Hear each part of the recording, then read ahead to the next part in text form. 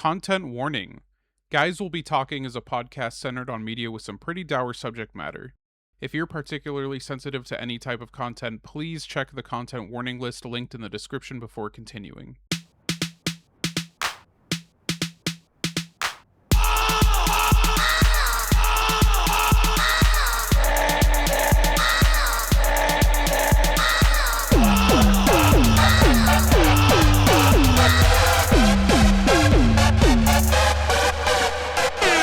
Welcome back, everybody, to Les Gars qui Parlent podcast.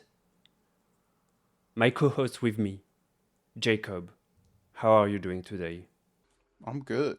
How are you? And me, Victor. Doing the intro of this podcast for the first time. And absolutely crushing it, apparently. Killing it. Killing it. Yeah. Yeah.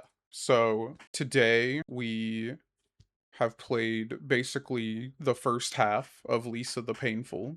This is my, I want to say like third or fourth time playing through this game. This is Victor's... Why do you do that to yourself? Man, because I love this game. It's one of the best games of all time, and I hate myself.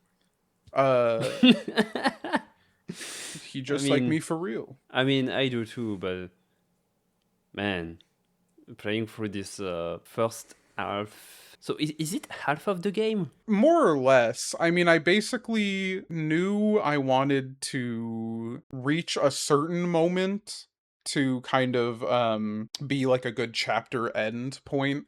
Because this game doesn't have like set chapters the way like Gods Will Be Watching did, but structurally it is kind of similar once you get used to it enough, which I really realized this time around. So we basically played what you could consider two chapters of the game, where we kind of start the game, we have a big section of narrative moments, and then we reach a point where there's a roadblock and several possible maps we can go to try and get past that roadblock.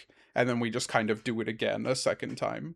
And that is more or less the structure of this game. So we did like the first two out of I think 3 or 4, but more specifically, like I wanted to hit a story beat to cap off this week, and I went to like a full walkthrough of the game, went halfway through it, and went, yeah, this is where this story beat happens, okay. This is meant to be a play-along podcast, game club kind of thing. You don't have to, but if you would like to and you don't know the stopping point yet, the stopping point is when you must choose between a group of people and a nipple. And so if you want to go play that, and then come back here, and then you can be a bit more clued in to what's going on in this discussion here. This game is I mean, you've basically warned me at first that it will take 4 hours, and I thought this game structurally would be like a Undertale or maybe like a Mother game, basically something much more linear. I found this game labyrinthic at first. Yeah. See, I said 4 hours because I had gone to that walkthrough, went halfway through the video and saw the checkpoint I wanted us to get to, and that was 4 hours into the video.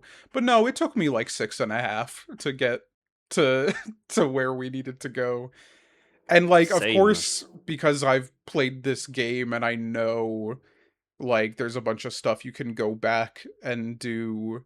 A lot, some of that was certainly me like retracing my steps and exploring and everything, but even like for a first timer not knowing how much side stuff there is to do, I would imagine it could be pretty labyrinthian and just take just as long just to mainline it. It's called Lisa the Painful for a reason.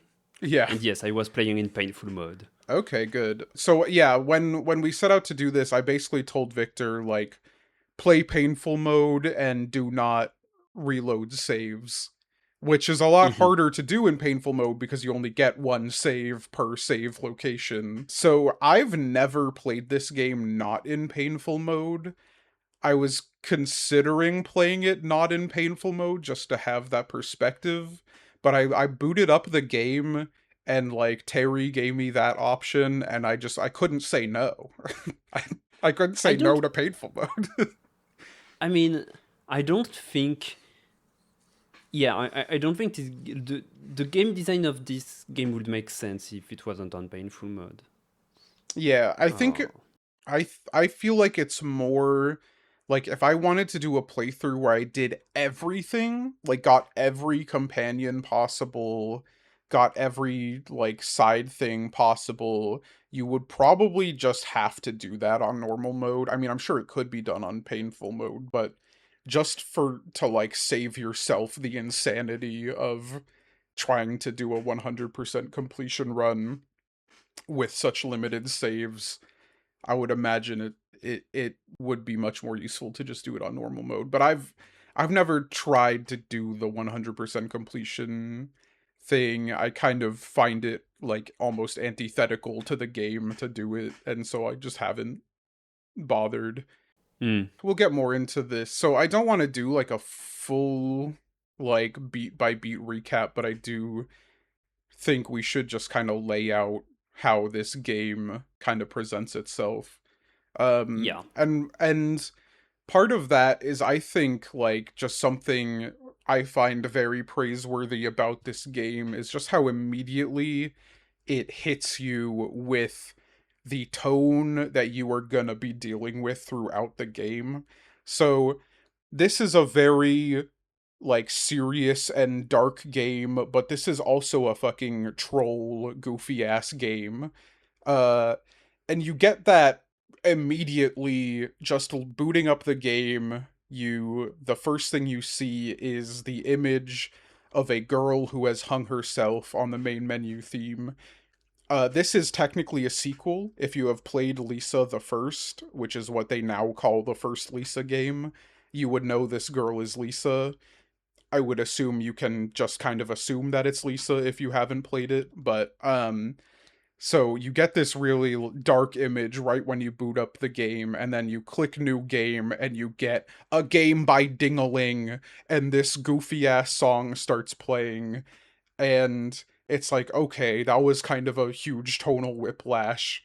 And then right after that, you get to this very brutal scene of a kid being beaten the fuck up brutally. oh yeah. Uh, and it just like keeps getting more kind of dark from there. And so I don't know, I just think like it's a really strong start to just like this is what the game is going to be the whole time. The pixel art works really well to deliver that. Like, I'm not Mhm. saying it couldn't be done in another style, but like seeing someone hanged in pixel art is less shocking. Like, it's not less shocking and dark because you have the knowledge, but I do think that like it just works really well to then give you the goofy ass sound afterwards, Mhm. um, because it's like, the basics of graphics arts. It's representation of characters. The beating of the kid works really well with, like, they don't show you the beating. It's on a black screen that flashes to red with sounds of punches. Mhm. So it really makes you work your imagination to just deliver a powerful scene. And yeah, like I fucking love that intro. Should Mhm. we sum up what happens in it, or Yeah, I mean there's some stuff I really want to talk about that just happens within it, so we may as well.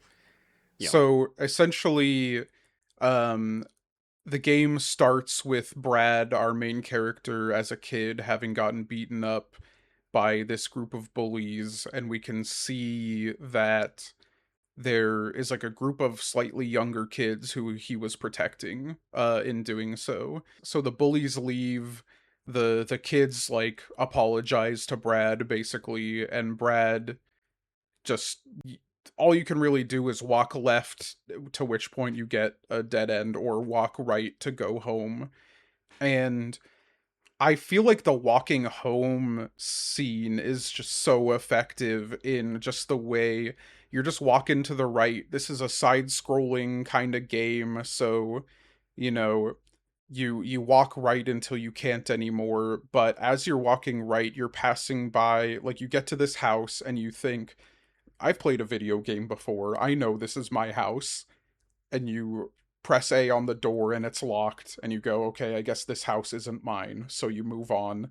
You find another house, and these are like nice houses, you know, there's a guy mowing his lawn outside, um there's some nice cars parked in front. You go to the next house, you press A on the door, it's locked. You go to the next house, you press A on the door, it's locked. And then you keep going, you pass by a screen that doesn't have a house on it, and then the next screen you get to, you've got this run down, beaten down ass house, and you kind of just immediately understand, oh, okay, this one's Yeah. mine. This one is Brad's house. And you press A on the door, and sure enough it is, and you see it's this dark room. The game does this really interesting thing with the framing of the screen.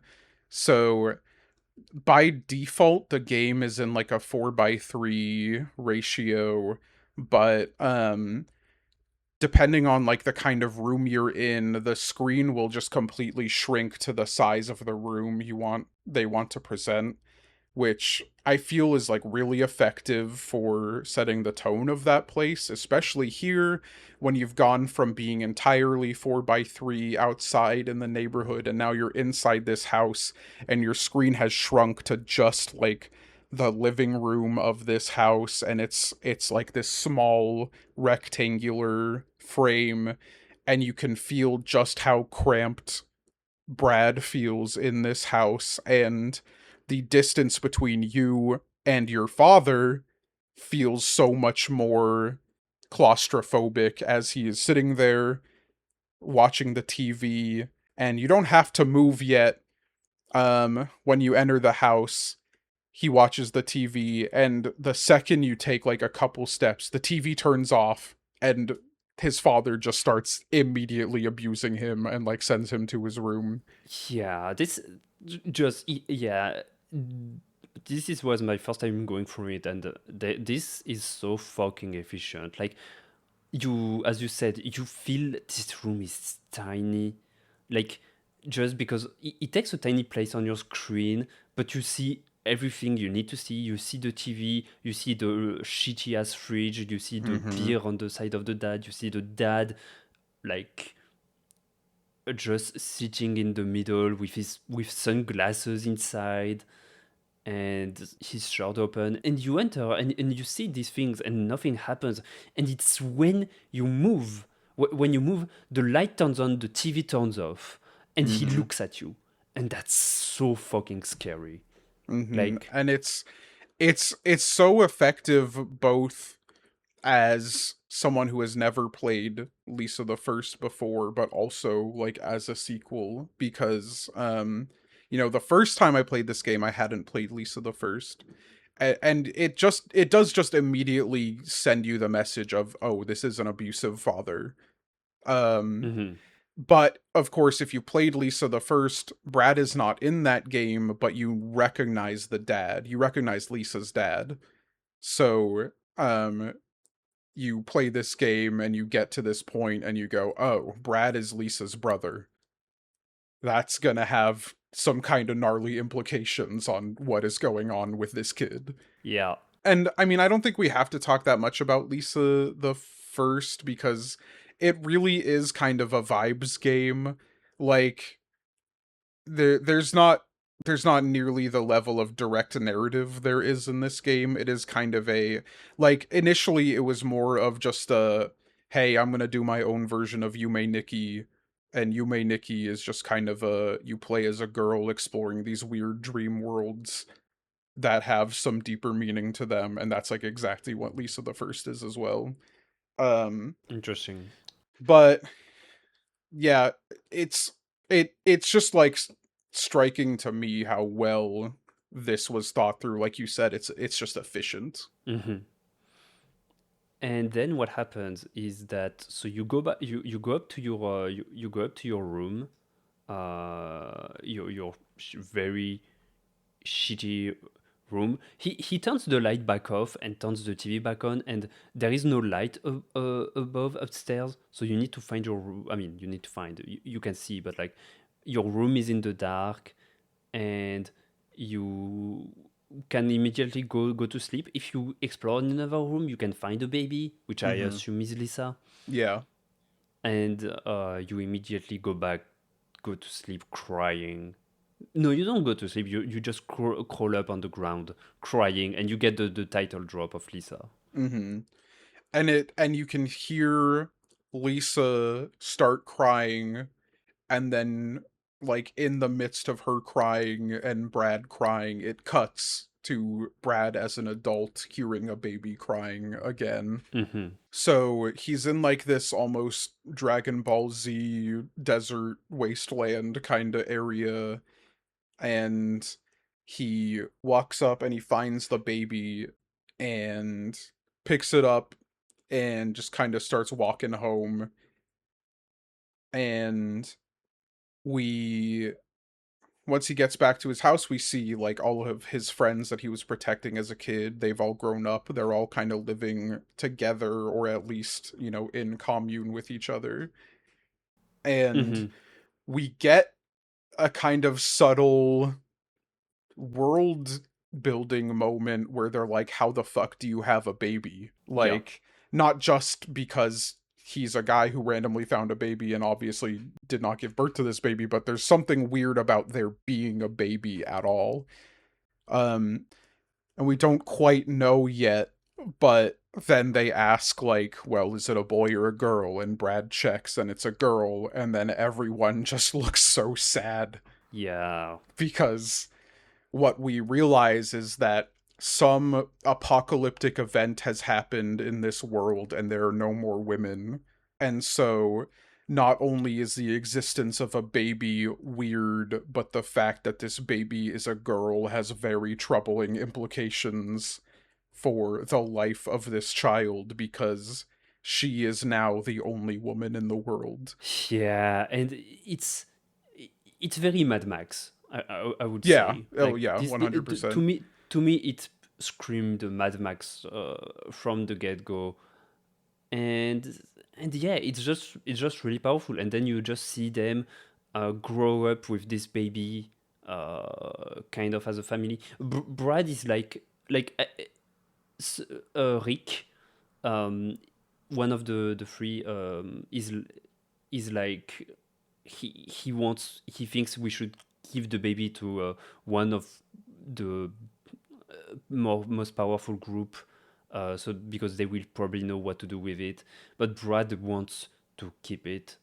Brad wants to keep the baby, Mhm. and they end up growing up with the baby, and like you see her growing up.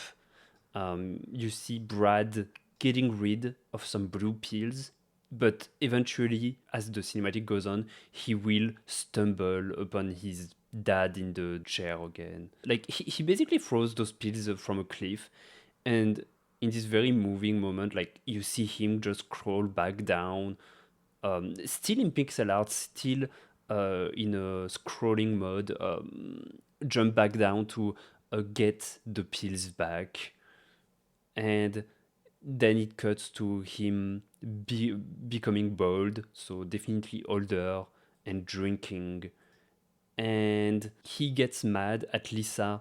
I mean Lisa.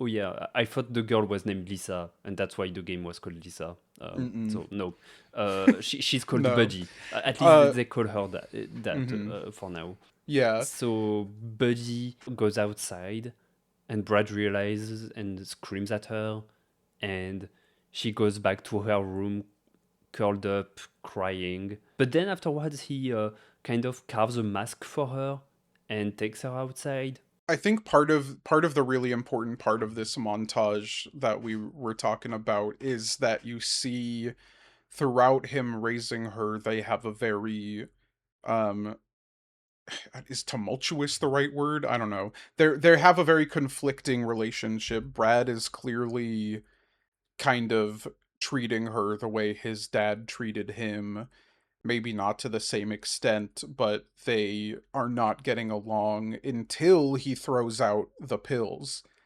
And then once he throws out the pills, you see them starting to get together. He's like drawing with her, he's letting her put makeup on him, but despite how happy they are together now, he sees his dad and he keeps reliving the trauma.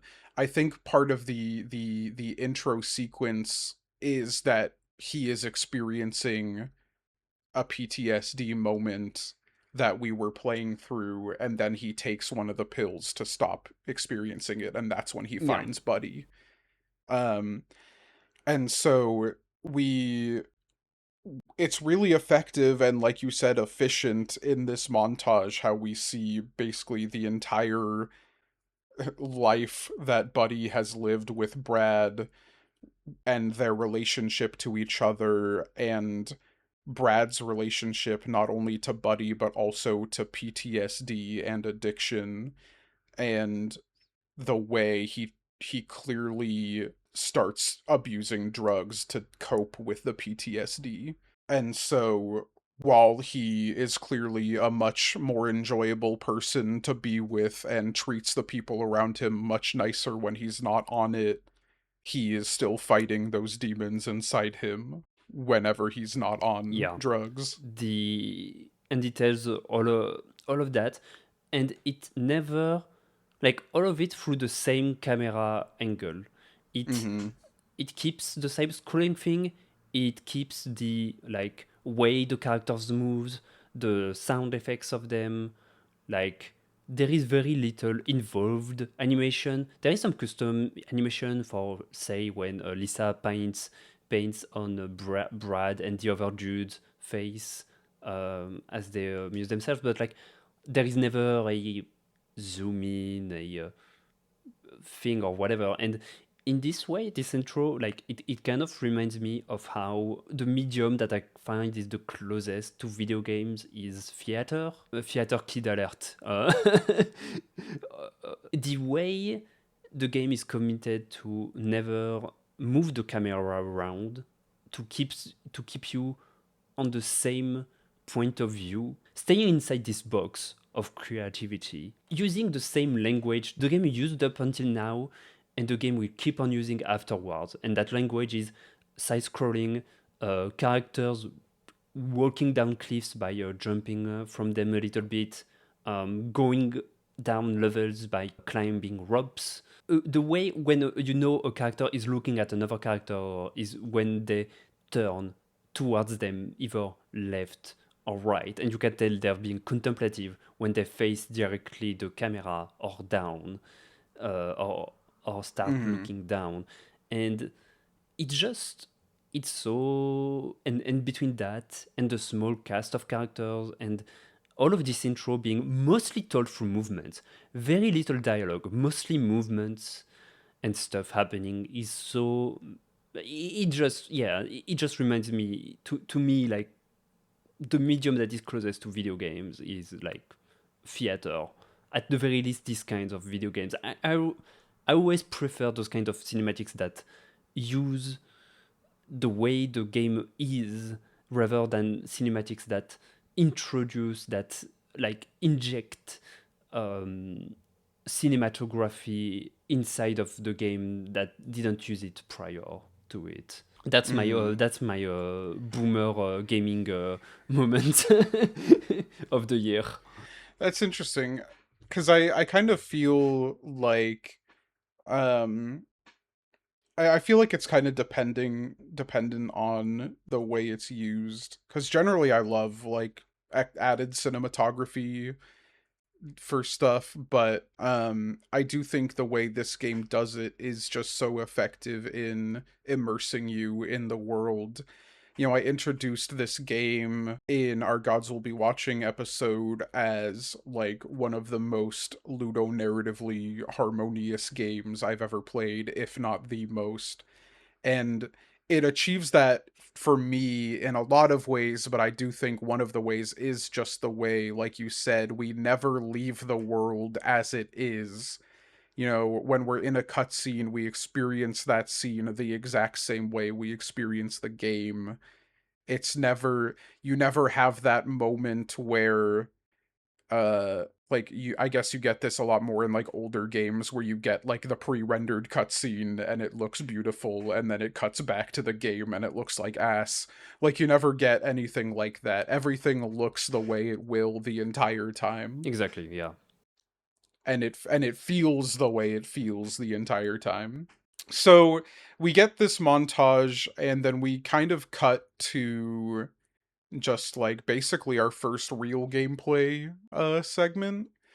A thing this game does, it has like a little ding that signifies almost like a scene transition that I really like. You know, it transitioned between the title screen to Brad as an adult, and if my memory serves me correct, it also transitions from this montage to the Yeah, I know gameplay what ding you're section. talking the ding you're talking about, and I cannot I don't remember exactly if it is the case for this particular point, but I feel like it's mostly true. Like it mostly transitions you Mhm. from cinematic to gameplay, and again, the the scene transition, the clarity it offered to the player of is like very theater like again. So we get to this scene transition, and I mean, there's not much we can do. We can kind of walk around, and then we go and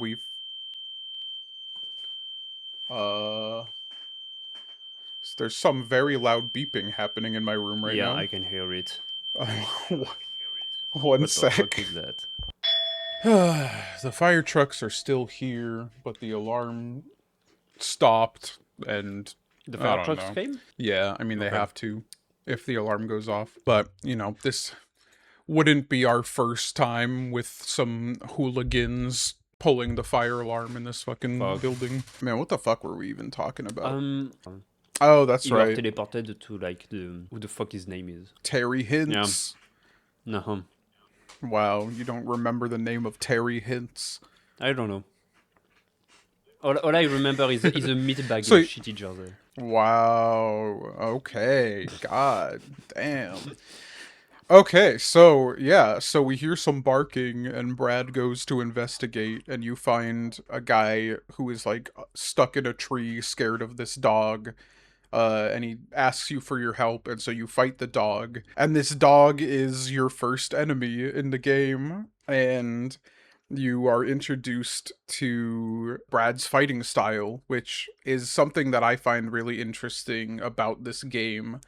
So this is a turn-based like JRPG almost, but some of the characters have fighting styles that work very differently from each other. In particular, Brad, he has an assortment of moves that you can do that each do their own hit, but if you memorize like the combos, it'll do each individual hit will happen and then he'll perform a skill based on the combo of buttons you Mm-hmm. press. Um and as this will become pretty significant later on, each of these moves are tied to one of his limbs. So you have like punches and kicks, and those are very dependent on possessing those limbs. Uh Yeah. which, you know, might change. So you beat the dog, and this guy comes down and introduces himself as Terry Hintz, the master of the tutorial or whatever.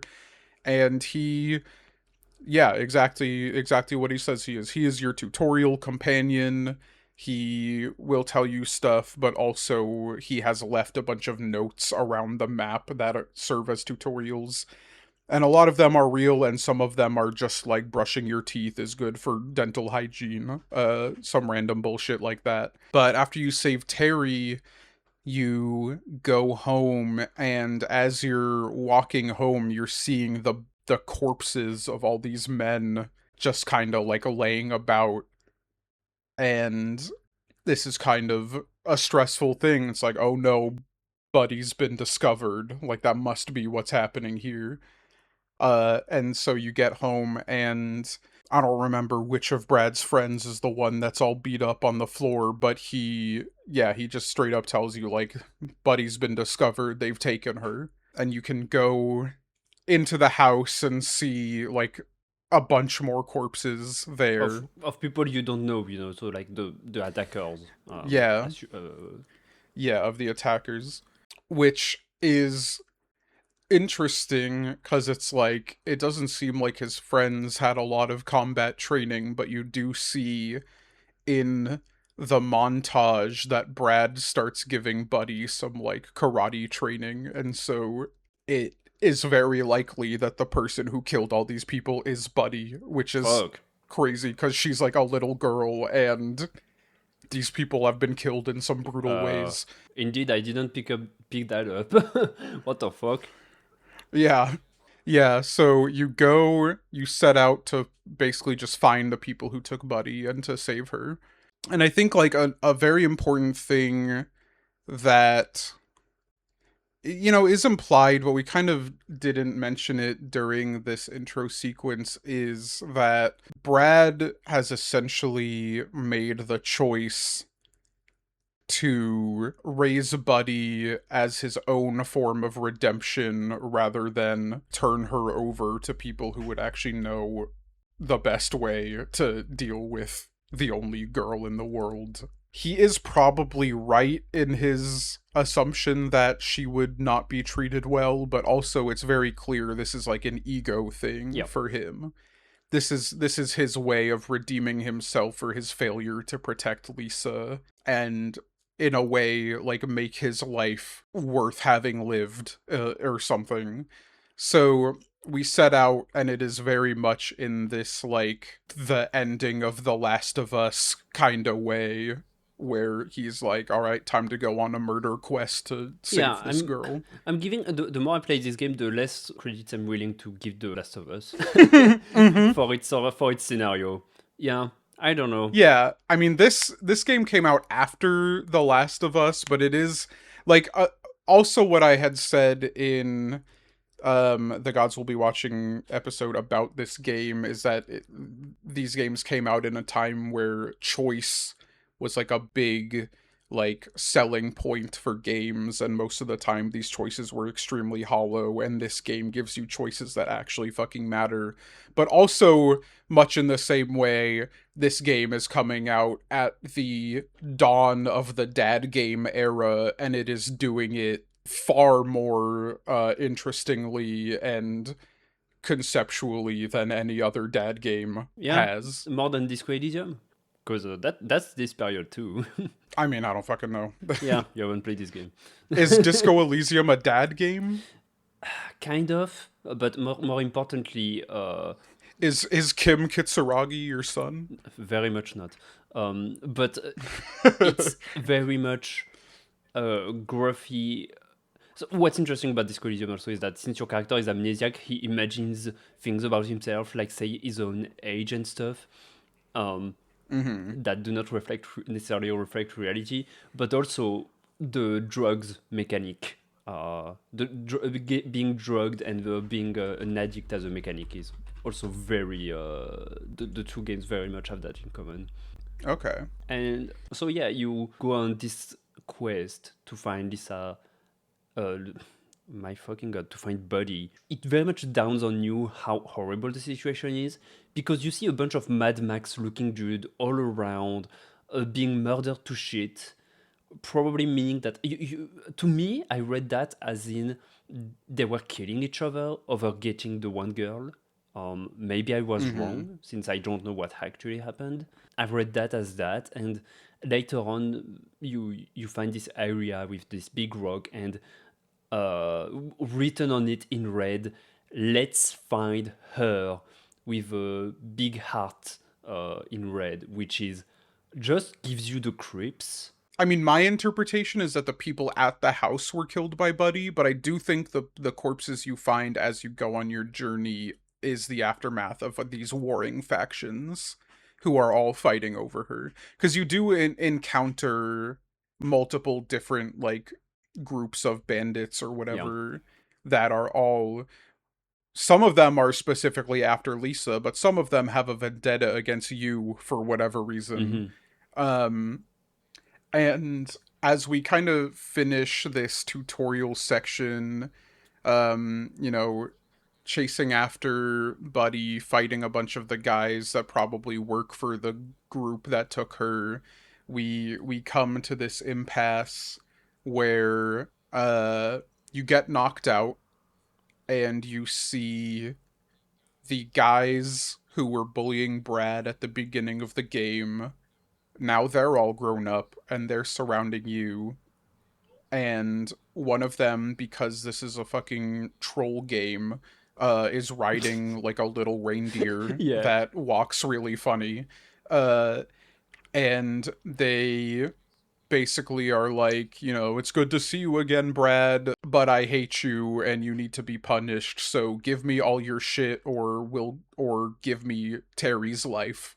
Mm-hmm. And so you come to the first kind of compelling choice in the game, which seems, I think the thing that's really interesting about this one is that you don't quite know the implications yet of one, how important all your shit is, but also how important this companion's life could be. So what did you choose? I gave them all my shit. I mean, at this point, you don't have that much. You mostly have like some jerky and some money. I was sad because I Um, found some. I think I found a secret stash or something, and I oh maybe yeah. some firebombs. I don't remember, but I was like, damn, so much for that. Uh, There's no way you found fire bombs already. That would be yeah, insane. probably just Unless a there's bunch of something I've missed bottles or every whatever. time. But yeah, and I gotta say, this is basically the point of the game where I was getting fucking anxious playing it. Um, Uh-huh. because I was anticipating a kind of linear game, kind of like Undertale or whatever. But then it turns out that so checkpoints are a limited resource. Once you use a checkpoint, it disappears, meaning you can't get some resource, checkpoint, advance a bit, go to the checkpoint again, save that you've gained this resource. No, you there is one checkpoint per place. You find a crow, that crow explodes once you activate it for some reason.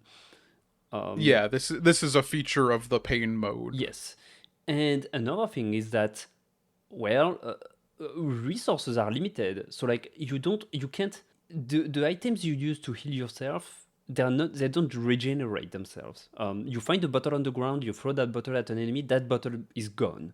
You need to find another one in the environment or whatever. The ways to heal are limited, and you need to find every shit in the universe. And so I was like, oh shit, I could soft lock myself if I don't pay attention. Mm-hmm.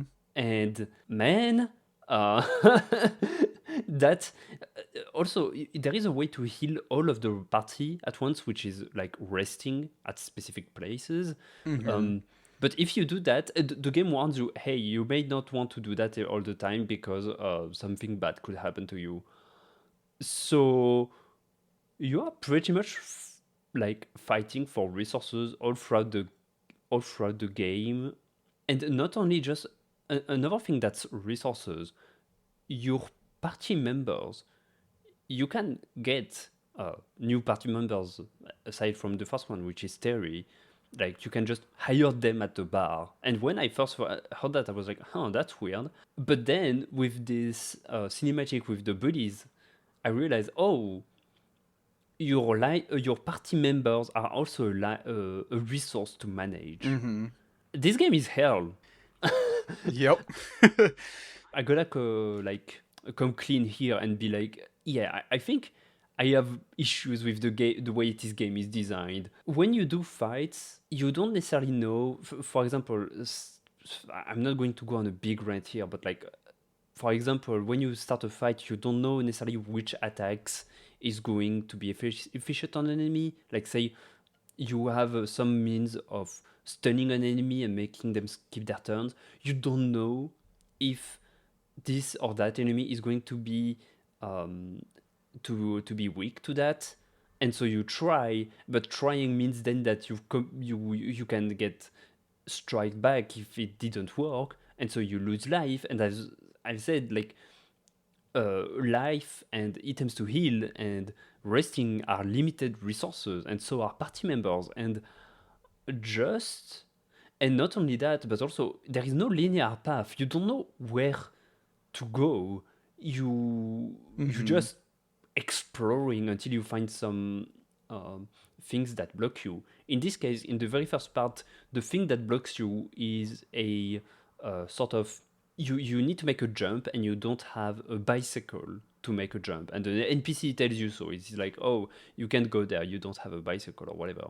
And so eventually it becomes your Hmm. next objective. Knowing where that fucking bicycle is, that bicycle is somewhere that's a very striking zone. Like, it's not a random zone, but also it has a panel that's like warning ahead Yeah. or whatever. And when I saw that, I was like, shit, that's an optional boss. I don't have the resource. I don't want to waste useless resources on an optional boss or some side content. I was also like, I have only a few days to get to the checkpoints. I want to kind of make a beeline for the objective. And so I looked elsewhere. Yeah, I mean, this is very much a game structured to make you explore every possible path and then go, all right, I've expended my options. I guess I have to go down that road that tells me not to go there. Yeah. Um, because the thing too with that path is like you encounter some snakes which are really tough for this part of the game, but then you get to the boss and you can see the bicycle behind the boss. Hmm. And there's a guy sitting next to him that's basically like, there's no way you can kill this thing. You're gonna need some serious power, like some fire bombs or some shit to kill this guy. Yeah. And so you go, okay, so I gotta go find some fire bombs. Um, but I kind of want to backtrack here to talk about the items or Terry choice. Um, just because I think like it sets up something really interesting.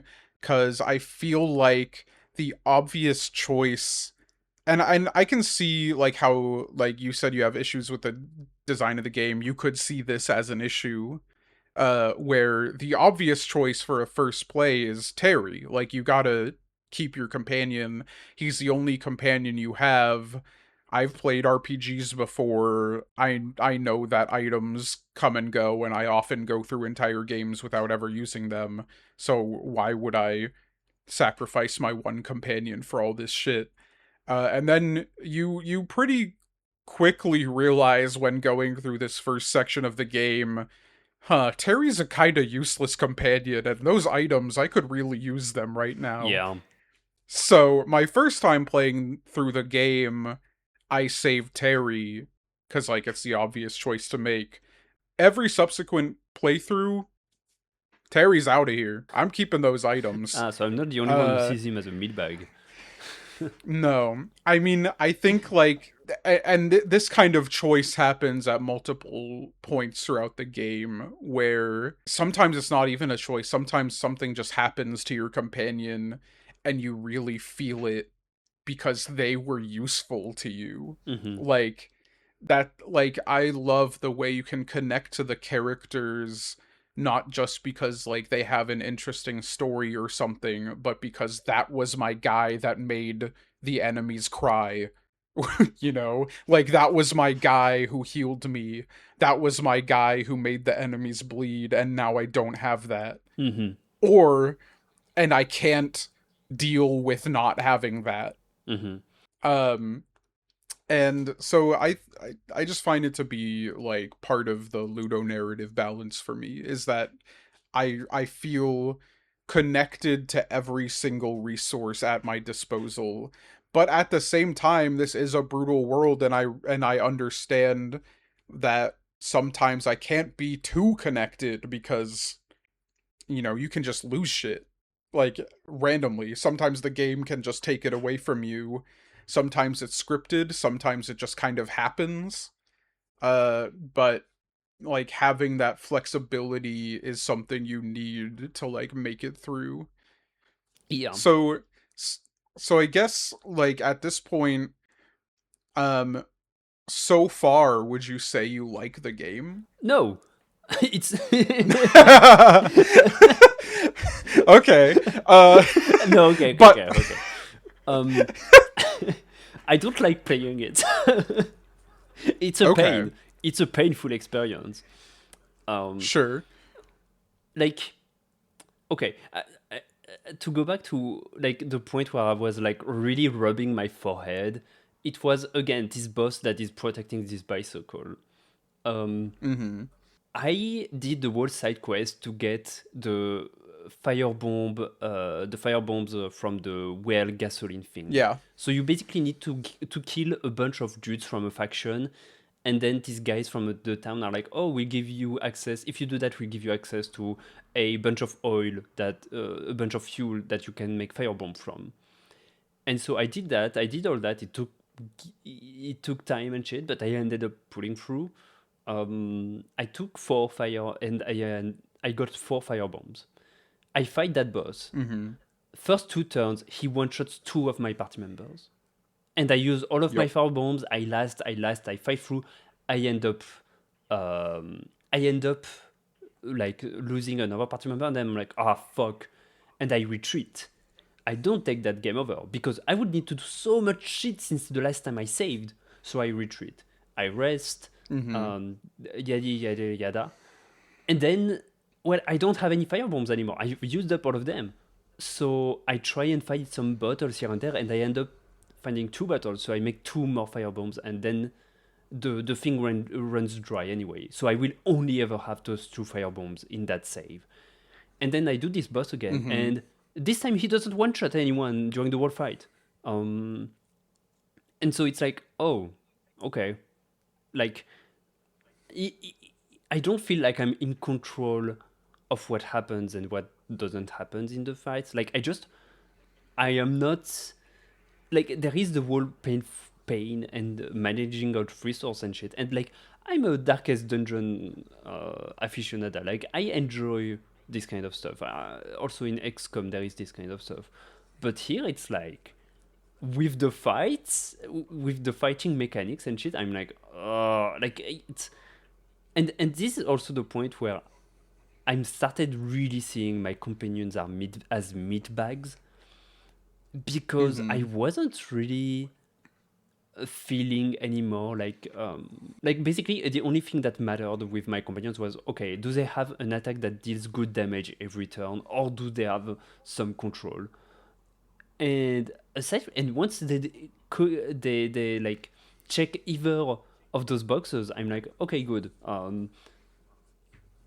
The game will probably throw in my way other companions since I'm probably going to lose them anyway. And yeah, after I've beaten that boss, next rest I took, the archer dude that was with me just left the party. He just left. He left. He didn't get No, kidnapped. he left. Another dude got kidnapped eventually, but Archer Uh, Jude, he left. Left the party while I um, was sleeping. I had a pretty tragic resting event with him too. His name is Olin, Yeah. but it wasn't him leaving. Uh, but yeah, sorry. No, no, Keep I was going. pretty much. I think I was pretty much there. Like basically, it's the point where I was. I basically got more and more into the path of the postal. Until Yeah. I eventually went postal, but we'll get there. Okay. So, the yeah, part of it is RNG because like this is very much just like a, unpredictable thing and this boss which is what is called a joy mutant. So the drugs Brad has been taking is called joy, and you will see plenty of times throughout this game these like mutated guys. They have mutated from taking too much I joy, didn't know that. essentially. Fuck. Yeah, so when you kill it, he drops some joy. And whenever you Oh, find one of those mutated guys, and you kill them, they drop some joy. oh. Well, yeah, Hmm. I'm a dumbass. Okay, fair enough. No, I mean I don't think it's like laid out in yet. even. I probably just spoiled the game a little, but I don't remember if It's it's okay. ever very explicitly described as that.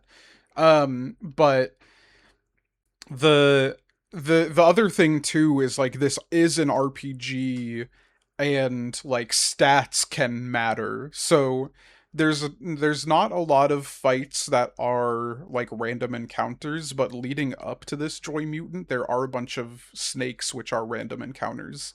And so for me, this fight was not that bad this time around because I had basically been like, I'd gone up there fresh off of a save. The first thing I did was try and go get that bike. And so I had to fight a bunch of snakes on the way and fight that guy, and then was like, oh, I can't do this, so I left, and then I fought a bunch of snakes. So I ended up doing the snakes like several times up to that guy, Yeah. and those give you a pretty like significant amount of exp um at that point in the game. And so I wasn't like intentionally grinding, but that's essentially what was happening. Hmm. So I did kind of end up just statting high enough for that fight to not be that hard. The other thing too is like, what companions did you have? Do you remember? I had Hinter, Uh-huh. Nern, and Holland. Okay. I had Nern, Olin, and Rage, the like luchador wrestler Yeah, guy. I never Um got the chance to hiring him, and Yeah, he's expensive. So the currency in this game is dirty magazines, because it is a world without women. So obviously the most oh, that makes sense. valuable thing is porn. Yeah. So Rage costs like a shit ton of mags to hire him. But like in a house nearby him, you can find like I can't remember if it's like a stash of a shit ton of mags, or if you have to bring someone like a beer and then they give you like 10 times the amount of mags that you spend on the beer. Yeah, But I basically there is had that. enough, and then I was like, well, companions are a lot more important to me than mags, so I will just go hire him so I can have like a shit ton of companions. And I didn't have Terry because he's useless. So here's the next question. I I told Victor ahead of time that there is a special ending you get for not taking joy the entire game, outside of like, cutscenes where you kind of have to. Have you taken joy yet? Motherfucker. Yes. Okay. I was trying not. Okay, just this is what I meant by going postal. I was trying not to, and Uh-huh. like the game is pretty much, to me, was pretty clear about joy. Like for example, I found the optional tutorial textbook of Mm-hmm. Terry where it describes every status element in the game and stuff. And for example, like it has a section about joy and how he's like, yeah, you should stay clear of that stuff. Mm-hmm. Sometimes I would go into fuck, retrieval. No, it's not that. Um, Withdrawal. Withdrawal. I would go into withdrawal, and like despite being in withdrawal, the fights were manageable. So I was like, okay, the game wants me to try and push through. And so I was like, yeah, let's go for the painful experience. Like, for example, I played through Disco Elysium not using drugs once, despite the Mm-hmm. different advantages you can get from it. Um, at one point was it that I went postal? Was it in this like first section of the No, we game? will. Because what I kind It's of want to later on. do It's is later on. like, It's later on. okay, because what I kind of want to do is, like I said, you kind of have these like sections, and so right now I want to stick to up to the point where like you get Farty, Wait, Farley? which I mean we're close to it. He's the guy who repairs the bridge. Right, right. Yeah, okay. I have never used Joy playing the painful before.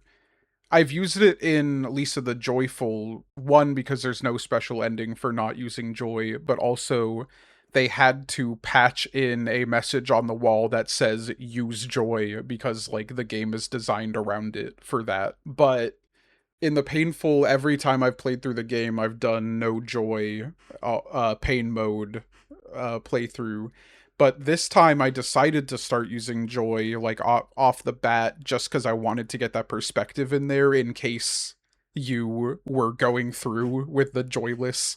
And yes, it is called a joyless run officially, which is fitting Yeah. because the withdrawal can get really fucking bad, Yeah. and the amount of a buff that Joy gives you is fucking insane. Basically, when you take Joy, not only does it heal you fully, and I think restores all of your SP, Yeah. but also like every attack you do is a crit.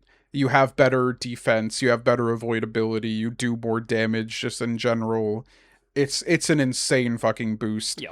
And so I knew that because I'd used it in the Joyful. But that was another thing that made that first Joy Mutant so much easier, was just like I went into the fight and Brad was in withdrawal, and I was like, well, may as well start using, because I don't think I'm getting through this while he's in withdrawal. Because withdrawal isn't that bad during like the more normal fights, because, you know, you have the 3 other companions that can do Yeah. stuff. And basically when you're in withdrawal, what will happen is each individual hit will just do 0 damage, but the final hit will do some, at least. Yeah. So you can at least get like some attacks in there, and you can like use items and play more of a support role while you're in withdrawal. But I also had Rage, who is also a Joy addict, so he was in withdrawal as well. And it's really rough having multiple party members who could be in withdrawal at any given moment. Does it still count as a joyless playthrough if you give one of your party member joy? I don't know. I would assume, I mean, thematically, it would really just make sense if it was Brad, but Yeah. I don't know, and it's a long commitment to fuck up and give someone else joy, and it turns out that affects it. I mean, the ending isn't that much different. It's like a few seconds of extra cutscene, I think, from what I remember. Okay. But so yeah, we there's a lot of kind of interesting moments that happen in this section outside of like the more direct uh story beats you have to hit, or like progression beats you have to hit. There's a lot of like trolling moments because this is a troll game. One thing that I did multiple times relatively early on is like walking too fast when the map transitions and walking off the edge of a cliff. Yeah. And I literally did it like multiple times in a row, even though I kept being like, this is the cliff, don't do it again. And that was always fucking annoying, because it also, like, when you get the game over screen, it plays this like dun, dun, dun, dun. Yeah. little like tragic song. Him skill issue. Yeah, oh my, fuck off. Goaty 2025 episode reference. Yeah, like between this, this is why I said I don't like playing this game, because motherfucker, between this and the troll things, like, come on, game, I'm trying here. But yeah, the joy did in fact bring me joy. So in this sense, the game did accomplish its ludonarrative goal. Clap clap game. I hate you. Yeah. Clap clap. I the other day, or maybe it was just yesterday, you messaged me, fucking Nern, shut the fuck up. I fucking love Nern. How? So, because it's just funny. I No, love he's the not. troll elements of this game. What did you get the cinematics of him when you try to go to sleep? Of course! Yes! Of course I It's did! the worst thing ever. So, oh my god. Okay, so Nern is one of the companions you can get. When you encounter him the first time, he's like, I can tell you what happened here. I can give you the exposition dump of the apocalyptic event that happened, but I don't feel like it. And so you start walking away, and then he's like, actually, maybe I do. And so he starts talking. He starts like, I remember the day it happened. There was a flash in the sky. It was a Tuesday. Or maybe it was a Wednesday. I don't know. I think it was a Wednesday morning, maybe. Or maybe it was evening. I was making some tea. Or was it coffee? I don't know. Dude. I was pouring some soda in a Dude. glass when my wife came over. That dog. I hate her so much. God rest her soul. I miss her. And he just goes on like For that five like minutes, for like five real fucking minutes. life minutes. Time and and, then energy he finishes gone. and then he Such- and then he finishes his monologue, and he's like, you're kind of smothering me, I want you to leave. And so you start walking away, and then he's like, wait, actually, hold on. And he keeps talking for like 5 more minutes. Why? And then finally he sends you away, so you walk away, and he's like sitting in this little stool, and so you walk away and you go to the next map, and then he teleports in front of you, still sitting on that stool, and gives you another 5-minute monologue about how much he hates his wife, God rest her soul, and then he joins your party. When you are But- when you go to rest, when you go to sleep, at one point, I don't know if it's a random event or whatever the fuck it is, but like he after the skin goes fully to black and you expect to get the little sound of, oh, you're rested and shit, he starts talking to you in the middle of the night on his stool, like bended over you as you are trying to sleep as Brad looks up while being his body on the ground, and just looking up in the most uncomfortable pose possible, as Nern starts talking and drifting off, telling you nothing. I don't even remember what his fucking speech is, but then he drifts off too, and then so you start going to sleep too, and then he wakes starts- up, and then he starts going. He on starts to- telling you about how much of a coupon fiend he was, and how he knew some guy named Rad Rod who told him all about couponing. What the fuck do you? And then towards the end, she's like, I would like you to be more respectful with my time going forward. Yeah. What did I say at this He's point like- to you, Jacob? What did I fucking said- send you? You said, fucking Nern, shut the fuck up. Yeah, and then? Motherfucker, next time I will shove my fist down his throat, rip off his esophagus, and make him wear it like a scarf. Yes. Yes. It's been a while since I haven't been mad at a video game character like this. But I love this too, when he's giving this rant about couponing, he is also like slumping over progressively more and more, both like because he's tired, but also because he's getting closer to Brad. And like, yeah, while I was in it, I was like, I only got so much time to play this right now. I really need to get to a checkpoint. And of course I hit the 10-minute Nern rant when I'm trying to get to a checkpoint. But I don't know. It's so fucking funny. It's so funny though. Sure, sure, it's a good podcast story. I hate it. Yeah. And then, what was even funnier for me is the same rest that I got the 10-minute Nern monologue. I woke up in the morning with a note saying, "We took your guy, come get him or else." And the guy was Nern. And so Oh man, I went and if I had and I gotten went- that note, I would have been like, oh, thank God, I don't have to worry about him anymore. Did you like go try and rescue a kidnapped companion at any point? So yeah, so it's later on. It's the Pretty Boys.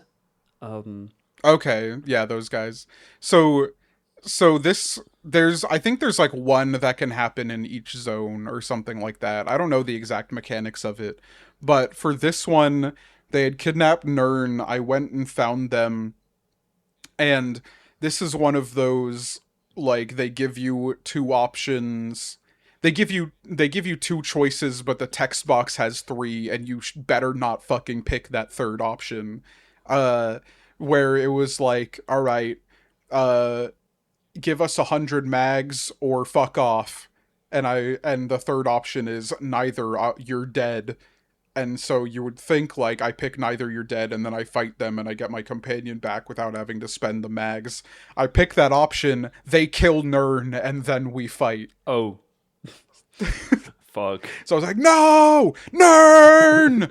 And then I had to fucking fight these guys while mourning my friend who Oh, taught me the value of couponing, and I wish I had been regaled me there. with the glorious tales of Rad Rod and his wife that he hates, God rest her soul.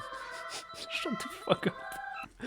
Why do you? He's such a big prick to his wife, motherfucker. Oh, I know, he sucks, but also he does some good status effects that I really needed in a lot of my fights. Yeah. Not if you take joys though. No, not if you take joy. But at this point, I didn't take joy. So yeah, I was begrudgingly accepting him into the party. I mean, I guess, is there anything else you want to mention here No. in this section before we No, kind of move let's on move to on. the... We have Okay. shit to get through, and I really Yeah. don't have anything. Okay. So you get the bike and then you go, you have to go through this section where there's a bunch of guys rolling around in barrels, and what you're like supposed to do is use the speed of the bike to avoid them, but it's completely worth fighting every single one of them because they go down really easy and they drop mags. Uh and at this point I had like no mags because I had spent them all. Oh yeah, I Um guess I should mention too. Another thing that I hate about the design of this game is that if one of your party members is KO'd during the fight, they don't get the XP. Um, which yeah, means that is a rough part. Yeah, and which means that again, limited resources. The enemies aren't automatically generated most of the time. So that means that losing on XP is losing on that XP for good. Uh, Yeah. I mean, you could always grind to the snakes. There are like a couple caves where there are random encounters.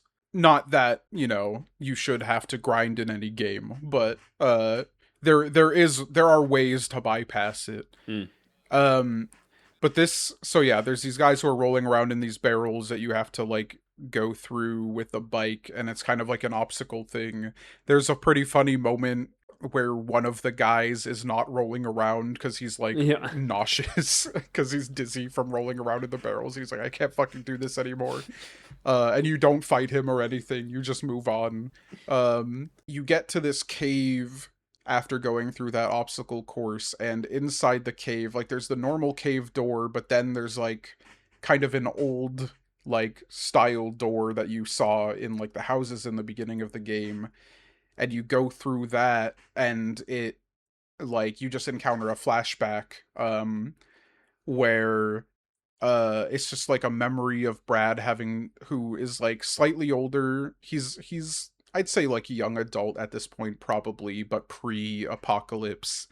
Um and he's having dinner with this guy who is clearly living like an awful life. Like, his wife clearly hates him. They have a kid that is obviously not his. Uh which the kid is kind of funny. Um and then they have this scene where they're like sitting outside, and Brad's friend tells him like he's so jealous of his life, and which, of course, knowing what you know about Brad, is fucking absurd. Uh yeah, but this guy is like, you don't have a nagging wife and a kid that isn't yours, so your life must be so much better than me. yeah. It's one of the guys that you like bring up, buddy with, like, Yeah.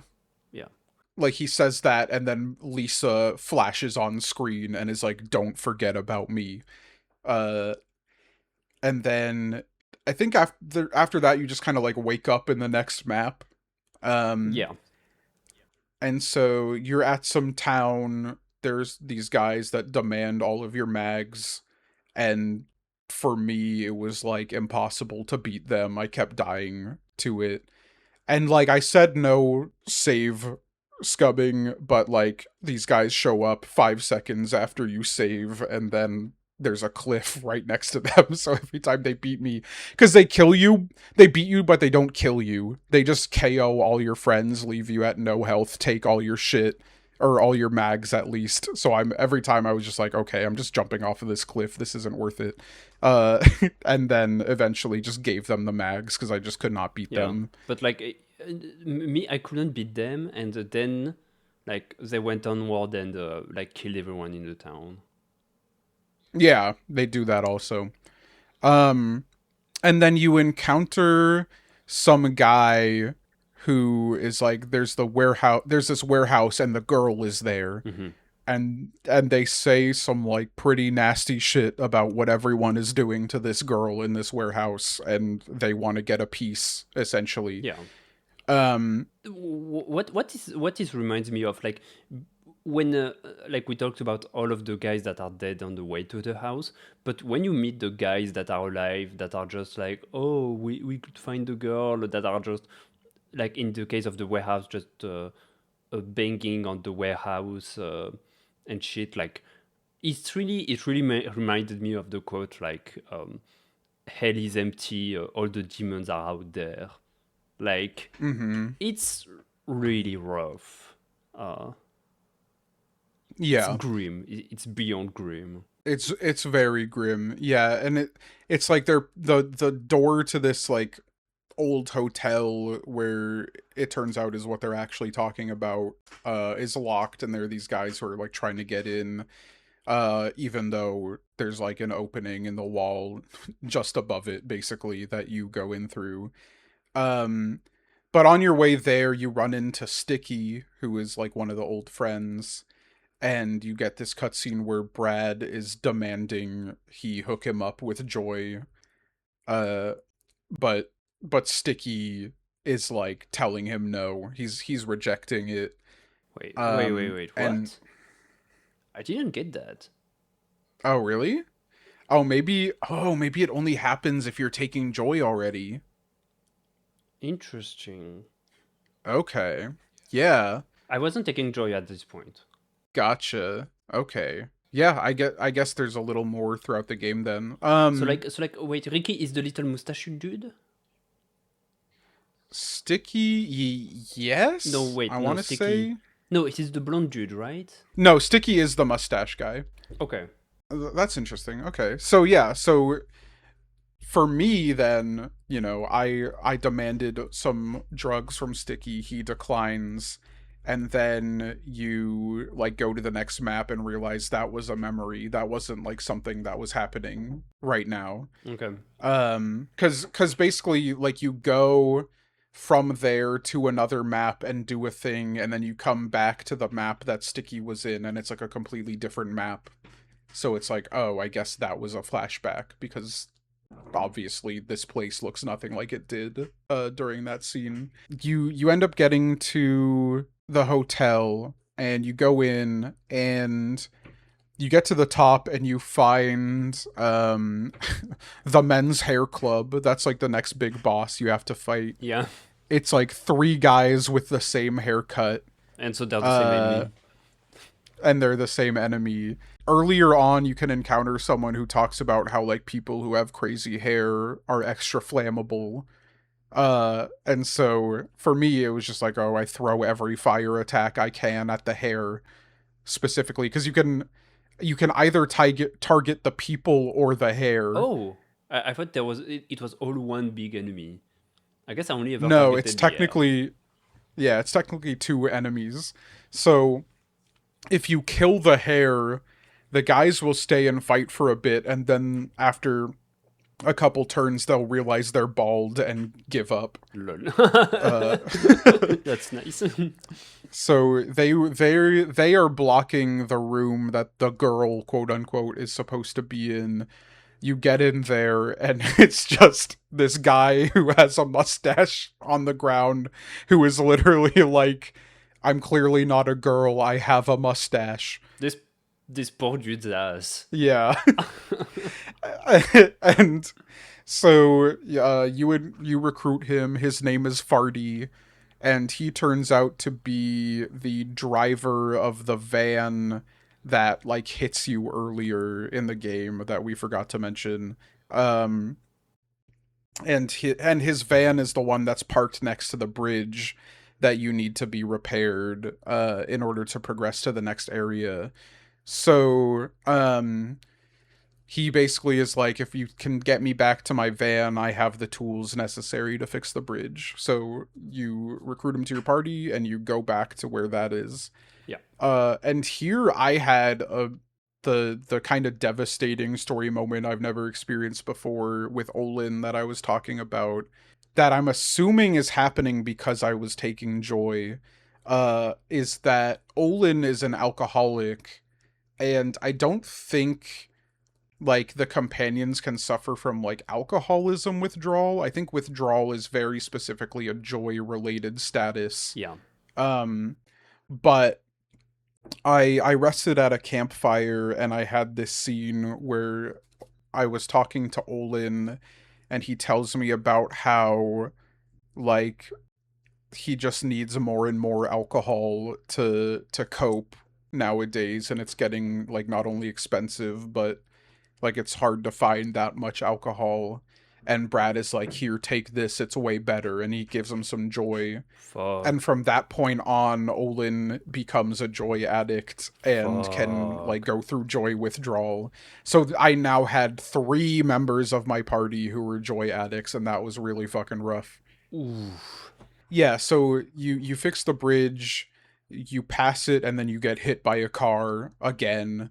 Uh, you kind of like recover from that and are stumbling a bit, and you go into this cave and you see Lisa hanging again, and she asks you why you love Buddy more than her. Mm. Uh, and after that, you encounter Rick, one of your other friends, and he's like running away from you, and uh Brad ends up tying him up in order to like get him to talk to him.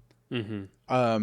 And at this point, Brad starts talking about Buddy as if she's his daughter. Like this is the first time he refers to her as such. Yeah. Um and you're basically just having this conversation with Rick where Brad is being super like self-righteous about how like he was chosen to take care of Buddy. He's the only person in the world who can take care of Buddy. And Rick is just being like, I wrote this quote directly in my notes. He says, like, we don't really know much about you. All we know about you is that you're a washed up druggie and you're not fit to raise a kid, let alone the most important one in the world. Yeah. And this sets Brad off, and the only way to progress is to pick up a spiked club that's on the ground next to it and just start whacking Rick. Um, Another discounting The Last of Us thing. The Last of Us 2, like 7 years later, would basically do this scene again, where you have to press A for each swing of the bat. Um, Mm. but in this one, It's rough. it's really rough because this is your friend. Yeah, it's your friend. It's the one that like was talking with you. That was like that brought up Buddy with you in that cinematic. And it's kind of shocking when he like walks away from you and then tries to shove you away, like clearly seeing you as a nuisance. Mm-hmm. And but also it's at that point that I had gun postal. Like there is a big dude that guards the door, that guards the Mm-hmm. sort of grot before this encounter, I think. And it's against him that like, oh, I'm out of resource. Even when I'm fully rested, my party can't get through him. Fuck it, I'm taking joy, and I beat his Mm-hmm. ass. And it's really interesting because you know when Rick tells you like, oh, you're a junkie and shit, Brad kind of says, I'm not on joy anymore, but he kind of looks away while saying it. Uh-huh. And that really worked for me as a, oh yeah, no, he's already back in it. And Yeah. I, I I was beating him with my fist and like it wasn't doing anything. And I was like, what the fuck am I supposed to do? And I thought my game was bugged until I picked picked up the bat, just because like I didn't think of interacting with the item. Mm-hmm. But once you pick up that bat, oh, It's like Rick's face gets progressively more beaten as you do it. The screen flashes red like it did at the beginning of the game with each hit, yeah. but this time you're also seeing the hits like impact. Um, yeah, it's a rough scene, and it's very much like a kind of point of no return for Brad on his murder quest. And eventually Rick goes like, oh, like he gives in. He tells you where Buddy is. Like he's like, oh, she's with Sticky. But for me, Brad didn't stop beating on Rick at this point. Yeah, no, at this point Brad beats him without your input. Yeah, and then he just says in caption, eventually like Rick, yeah, he's done He's for, done for. and you Mhm. just move past him. Yup. And then, of course, because this game is the way it is, the very next map you you get mugged by this guy who has two eye patches on both eyes.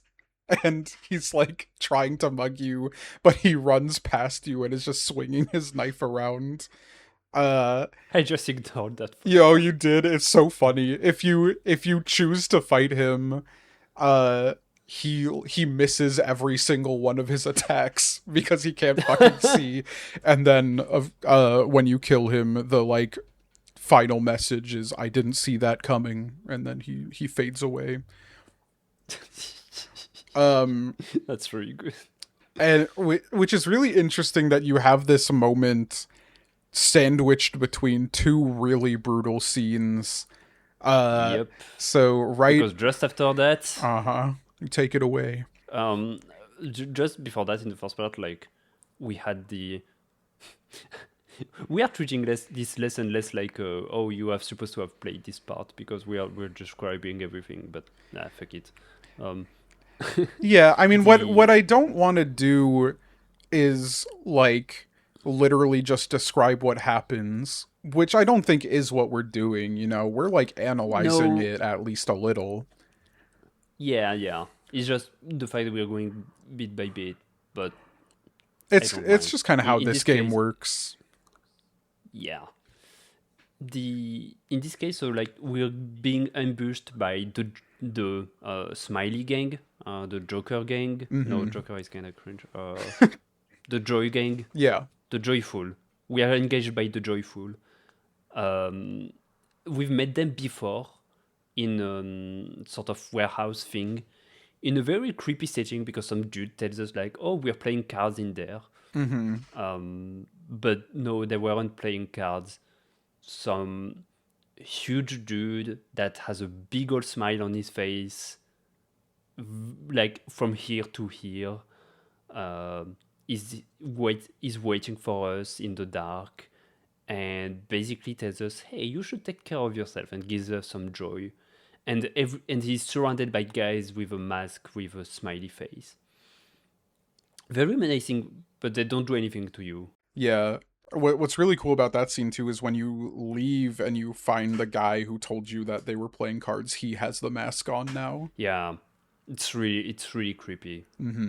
It's unexpected, and in this case, just after the fucking blind dude, in this case that I've moved past, you get in this cave and it's dark in there, and he does the same trick again. He talks to you, and then yeah, he's got a match or a lighter, and when he does it, only his face and the front of his body is shown up, and also the masks of all the others are lit up, and so you end up in this ambush. And this time, this guy doesn't give you joy. He gives you a choice: either I cut off your arm, or I kill one of your party members. And he has already picked out the party member, so you see which one he's gonna kill. Is it random?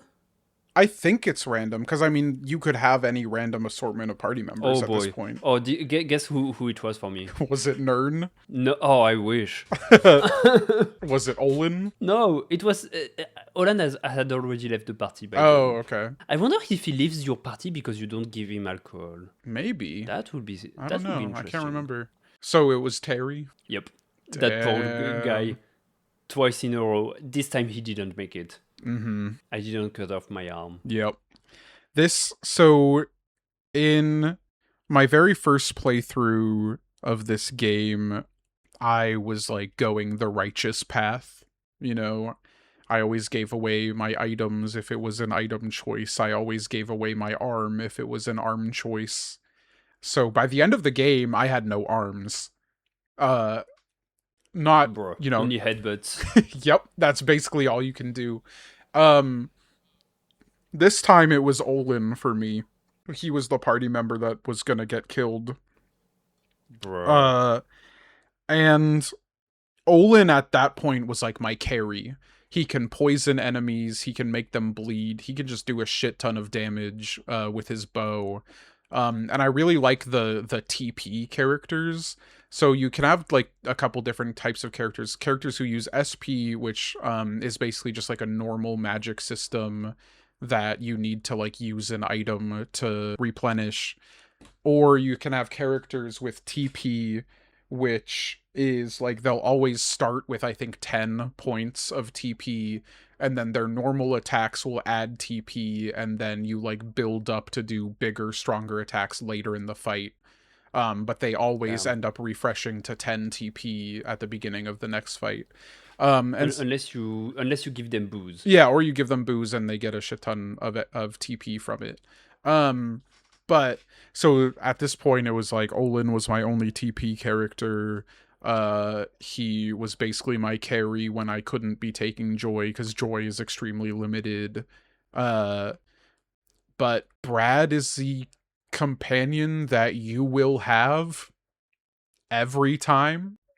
You will never not have Brad in your party. So unfortunately, I had to sacrifice Olin, my boy, Bro.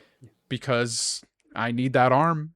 If you lose your arm, you lose like half of the abilities, one of them being a fireball ability that's really fucking useful because as you kind of go on in the game, status effects become significantly more important than just dealing damage, and so like getting an enemy burning is really important. Yeah. So yeah, I got out of this with 2 arms and 1 less bowman. Yeah. I got out of it with one less hinser. Again, I was going through my postal phase, so at this point it made sense to me to just get rid of this fucking pest that I had spared earlier in the game at this point where I wasn't taking joy. Yeah. It's like I guess I should. It is in a way me praising the game because it's like, despite actively disliking it and thinking it's badly like it's a design mess. Like it feels almost over designed to me.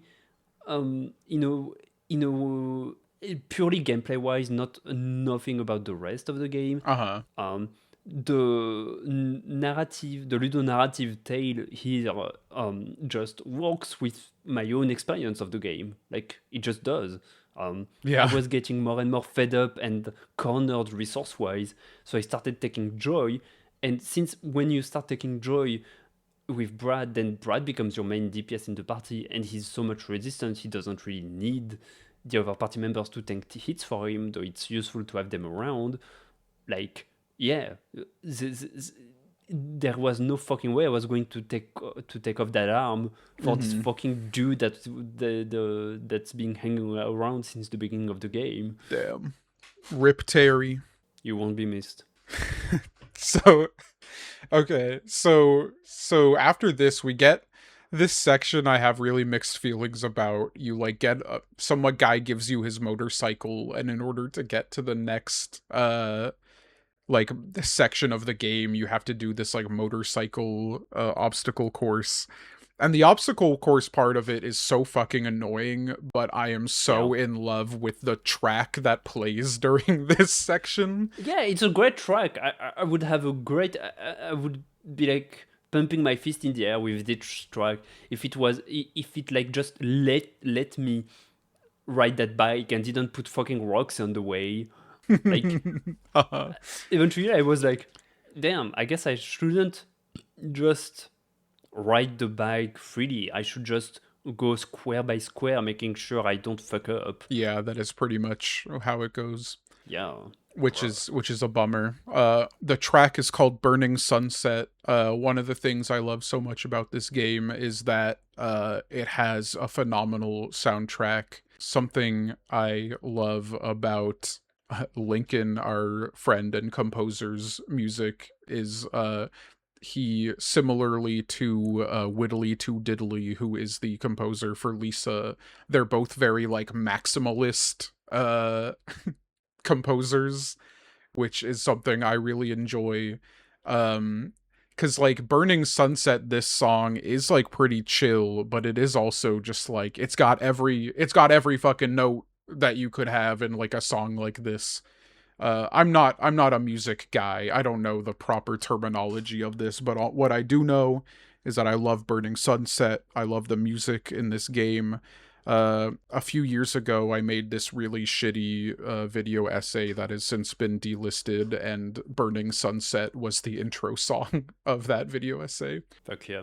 And yeah, I fucking love the soundtrack of this game too. Like, it fucking rules. And you haven't even gotten to the best song yet, which isn't even in Fuck. the painful, it's in the joyful, which is half the reason I'm demanding we also play the joyful, just so you can hear this track. All right. Don't look it up, but it is called 666 Kill Chop Deluxe. Maybe you sent it. Maybe you sent it to me one time. I I'm probably not I sure. probably did, but forget about it. I Until forgot. I forgot. good. So after the bike section, you finally encounter the guy that people have been talking about this whole time, named Rando. Because it's speculated that he's the one who took Buddy, or maybe it's just straight up that it confirmed that he was the one who took Buddy. He's one of the main warlords. Yeah, I guess that's how I understood it. yeah. There's essentially like 3 or so big warlords in the region. That at least you've encountered so far. There's Rando, there's the Smiley guy, and then there's the guy who rides the deer. Uh, and so you're finally encountering Rando, and he is like this badass looking guy in like this red skull mask with a bunch of horns, and like You crush your bike against him. yeah. He doesn't budge. Yeah, you crash your bike into him, he doesn't move. His guys speak for him, and you get this interesting moment like this is the guy that you have essentially set out to kill to save Buddy, and he's like this super badass looking guy in a skull mask and he seems really strong, and he seems so domineering that like he won't even talk to you. His guys talk to you, but he apologizes for wrecking your bike and tells his guys to give you all of their food rations. Yeah. And their rations are like items that give you all of your health and SP. So it's And you very get good. 8 of them. Yeah, you get very, very fucking good. a ton of them. They're really good, especially for this part of the game where you probably are incredibly low on resources. And then he gets in this truck that his men are driving, and the truck has like a mountain of corpses in the back of it. Yeah.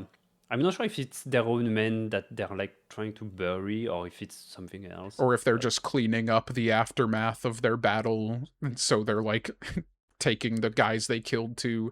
Yeah, it's not very clear, but you can also see like as he passes by, you can see through his mask that Rando is crying. Damn, yeah. And this I fucking love Rando. You'll get a lot more of him obviously, but it's just this really interesting thing. Like, he is essentially the strongest warlord in the region right now that we know of. But he like treats you with empathy and walks away. And then when he leaves, the guys who were talking for him are still there, and they're like, Rando's too fucking nice, give us our food back, and so you have to fight them. Also, like, what makes me think, like, this scene again, those cinematics that I love so much. Like, I don't think you could put in the same scene, like, one really badass warlord, one mountain of corpse on a truck, the really badass warlord that have other people speak for him, and then passes you, and you can see him crying through his helmet. Like, I don't think you could have all those really weird things and contrasting things on the screen at the same time if it wasn't a pixel art game looking the way it does. You could absolutely not do it well in a 3D game with cinematics and shit. Yeah, It wouldn't work. I think that's one of the big charms of this game. I think, like, not only do I find the kind of tonal whiplash of how brutal this game is, but also how trolly and goofy it is compelling on its own, but I think it adds to scenes like this where, like, the world is just so elevated in absurdity that you can have that absurdity play into the, like, cool factor and the just general impact of a scene as much as it can play into the goofiness of it. Yeah, absolutely. Like it can manage to be really fucking genuine at times. You're most of the, despite this being trolly, you play this game first degree most of the time. Yeah. Like, when the characters are like, "Oh, I'm going to fucking kill you," they mean it. They're going after your ass, and they start a battle. And then this section of the game is just like an onslaught of pain. So immediately after that scene with Rando, you get, like, kidnapped by this guy who's like, we're playing a game, come with me. And this, as I hinted at in our Gods Will Be Watching episode, is the Russian roulette sequence. At this point of the game, I have you need to choose which character is going to play. The guy tells you people want to see blood. You need to win 3 rounds. And by winning rounds, it doesn't mean like, oh, pulling the trigger 3 times. It means having the other guy die 3 times. Yep. And you can't play yourself as Brad. You need to pick your companions that are going to play. And at this point, I have like Terry is dead, so I have the truck Jude, I have Nern, I have another piece of shit called Percy, and I have a wild man. And I mean, guess who it is I pick first? Nern. Yeah, And motherfucker. And he dies in the second shot, I think. damn. The way the Russian roulette goes on is fucked up. The guy just points at each people. Like you press A, and it will and your guy will your guy will press the trigger, and the other guy starts pointing at the other guy, and then it's hard to explain, but it's basically goofy and fucked up at the same time because there's not any music. You really have to sit in the stress of how many guys am I losing right now. Yeah, and the answer to me was all of them. All I of, won okay. like 1 round, and I lost all of them, and I got game over. Okay. I was gonna So ask. I was gonna unlucky. ask if you got to that point because I think you do end up having to play with Brad if you run out of companions, right? No, No. Oh, you just game over straight up. you just like, if you refuse to choose anyone, the guy tells you, "Hey, you can play as yourself. Do you just accept you lose or whatever?" Okay. And if you do that, then you just get game over. So how'd it go the second time? I wish it could have like. I wish you played as Brad at the end. Yeah, that would be interesting if you're gonna game over anyways. Yeah. But I also think it might be because if you win as Brad, you're kind of fucked if you have literally no companions. Yeah, I mean, if you have no companions, then that's it. Like, either way. So I did the second time around, went better. Nern still died since I sent him first, but you won a round. Fuck you, Nern. You won't be missed. And then I think, I don't think I lost anyone else. But really soon afterwards, Wild Man got which I like the most of all of them, because at one point during the night he went out and got some squirrel jerky, which Oh, was that much guy. Yeah. appreciated. That guy rules. Yeah, yeah. But then he got captured by the pretty boys, and the pretty No. boys told me, hey, give us all your shit, or we get that guy's head full of spaghetti. And I chose the option, ignore them, and I just left Damn. because at this point I Yeah. went full postal.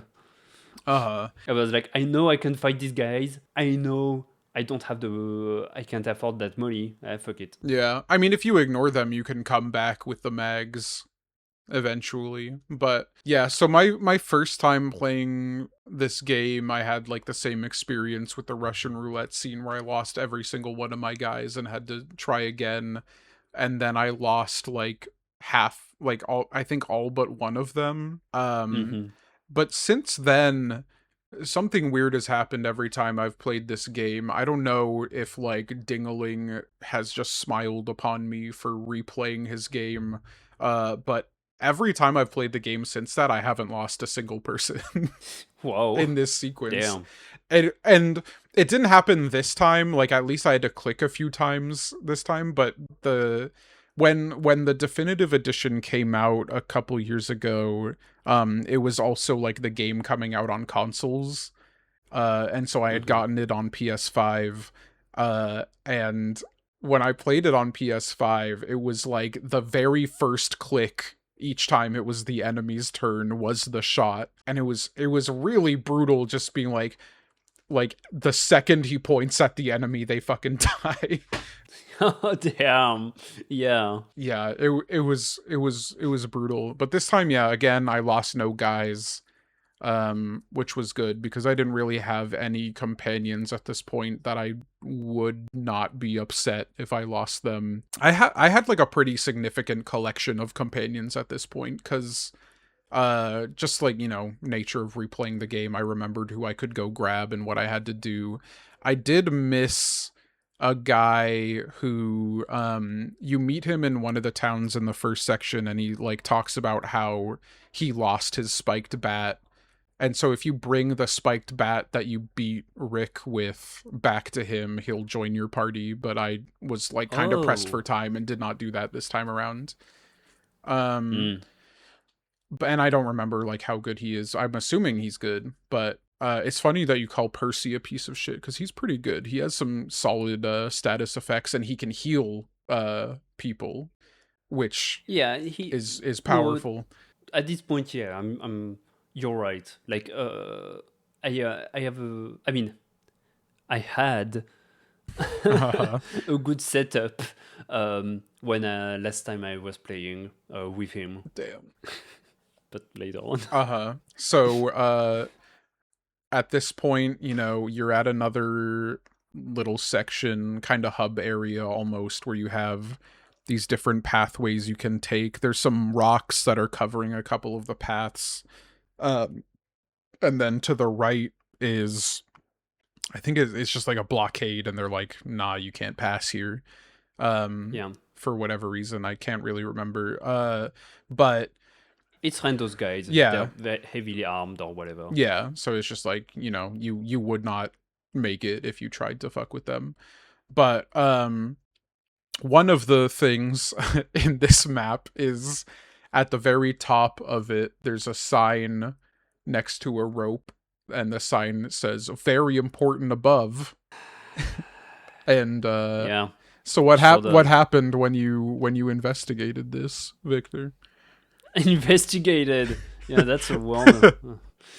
Well, you go up, you climb that rope, and something that doesn't happen often in this game is that just the maps continues and doesn't transition, Uh-huh. and this is what happens, and it continues up and up and up, and the really uh, uplifting music starts playing. Uh-huh. Like you get a good really track, and you're like, okay, well, I guess I'm just going up. Then at this point, it's the sunk cost fallacy of like, here's the thing: if you start going down after 1 minute of having gone up, you're basically like, well, going down is going to take me as much time. It's not like I can go down instantly. Uh-huh. Maybe the top is up there like in any second now, so I may as well go up.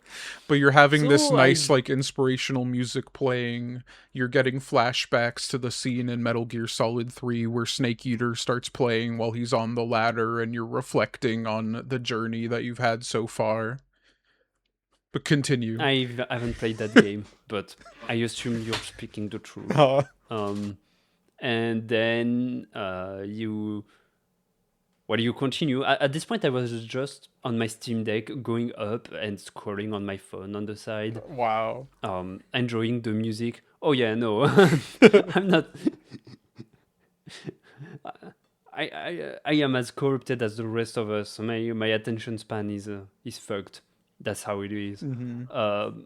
But so I go up, and all the way up there, there's the statue of a middle finger, and the music cuts. If you try to go to the sides and you're on top, it says, "No, you really don't want to do this. Just climb back down." I don't even remember if the sign says anything. I don't think so. I think it's literally just the middle finger sculpture. Yeah, it is. I think it is. And yeah, so around this time, I don't know if it was like exactly when this moment happened for you, but we were chatting and I was like, "How's Lisa going?" And Victor exactly. says, No, it was exactly like 20 seconds later, as I was starting to climb back down, I get a Discord message, "Hey, where are you at Lisa?" And I said, "The game literally just gave me the middle finger." and I said, "Let's fucking go." Why? What's wrong with you? Oh, I mean, Why do you like this? I mean, it is kind of funny, but I mean, this time around, I saw that sign and I did not climb the rope because I know it's at the top of it. But oh, so you just wanted to? I was glad that you got just that wanted experience. to hear my suffering. Yeah, I was happy that you had that experience too. Nah, the worst is that I get it. And so you climb back down, and there's no music or whatever. All you hear is the screeching of the rope. And at this point, even the scrolling on your phone doesn't save you from that when you have that in your ears. Yeah. There's some different areas to go through here. There's a karate village area, which is really cool, that have some really good companions in there. That I guess I hadn't really explored it that much before because I got achievements for most of them. I mean, maybe I had done it on PS5, so obviously it's a different progression. But there's like a Tiger Man guy who's like a boss that you have to beat, and if you beat him, he will join your party, and he's fucking sick. I couldn't beat him. I gave up. Oh, really? Damn. No, he's awesome.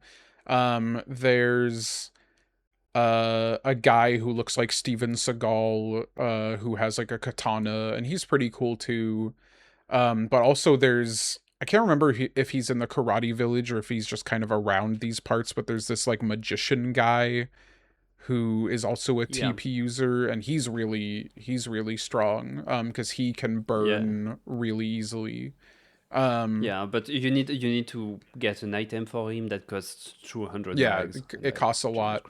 But I don't know, I kind of go into it with like mags are really useful. If I have them, I'm spending them though, like right away, because there are just so many points in the game where you can just lose all of them. And then stashes give you quite a bit a lot of the time if you're really like exploring and digging, like scratching those corners. Yeah, there's some interesting stuff. There's a fun bit where you have to like drive a bulldozer through this camp, and when you get to the end of it, there's a guy named Horace Dinkle who is driving. Oh, that I love that bit so much. It's so good. It was so funny. You want to describe what happens? At this point, so I just want to say, just before that, at this point, I looked up a walkthrough. Okay. So basically, I arrived at the zone, where with all the, basically the work zone. How would you describe? What's the correct word? Like construction all the zone, I guess. yeah, construction zone, I guess, is most apt. Like, and at this point, I was like, oh, I'm at the second zone, so there are a bunch of paths I can take. I'm crunching for time here. I need to go where to. I need to know where to go Mm-hmm. and commit my resources there so that uh, I don't get stuck on a boss or whatever. I was so afraid of getting soft locked at this point. Mm-hmm. So I looked up a speed run of the game and to find the shortest route, and yeah, it was over there. So I kept going like that. Okay. Um, and then so you go through all this zone, this construction zone, with a bunch of guys to avoid and chase. You get a bulldozer at some point. You start mowing through people. Some poor guys get clipped on the like shovel of the bulldozer Uh-huh. and gets fucking ragdolled. It's really it's really therapeutic to me, at least, to inflict pain on other people. It is Lisa the painful after all. Uh-huh. Um, and then some fucking dude, some fucking other dude in a bulldozer called Horace or whatever, is here, and they're like, "Oh, this is my time. This is my time for redemption," or something or whatever. Yeah. Kind of echoing what Brad said before, and then a flashback starts showing how this guy got his bulldozer license, that how he always dreamed to be a bulldozer guy, but his license said like it was for Moras something something. Morris Tinkle. But then but the other guy is like, ah, fuck it, get out of here. And then just afterwards, some other dude named Morris Tinkle is like shows up and he's like, hey, where's my diploma? And the other guy is like, oh, oops. And then just afterwards, there's the wife of Horace. How do you say it? I don't know. Horace. That's what I say. I Horace. don't know if it's right. Horace. Horace. His wife is like piled under rocks, and he has this bulldozer with him, and he's like, "Yes, all my life has come to this. I will save her." Skips to the funerals of his wife. That the other characters basically tell him, "Hey, him skill issue, maybe." It's like you could have saved your wife if you weren't such a bad bulldozer driver. And then it flashes back to reality, and the guy is like, "Oh yeah, that was bad. It's a bunch of bad stuff. Hey, tell you what, I'm going to just get out of this car and backpedal and get out of this car." Oh shit! And then he fucks up his commands and runs into you, and it's a boss fight. But it's like a fight where he's missing all of his attacks and doing no damage, and you're just pummeling on him, and he's just like, I Yeah. really didn't want to do this. I'm sorry.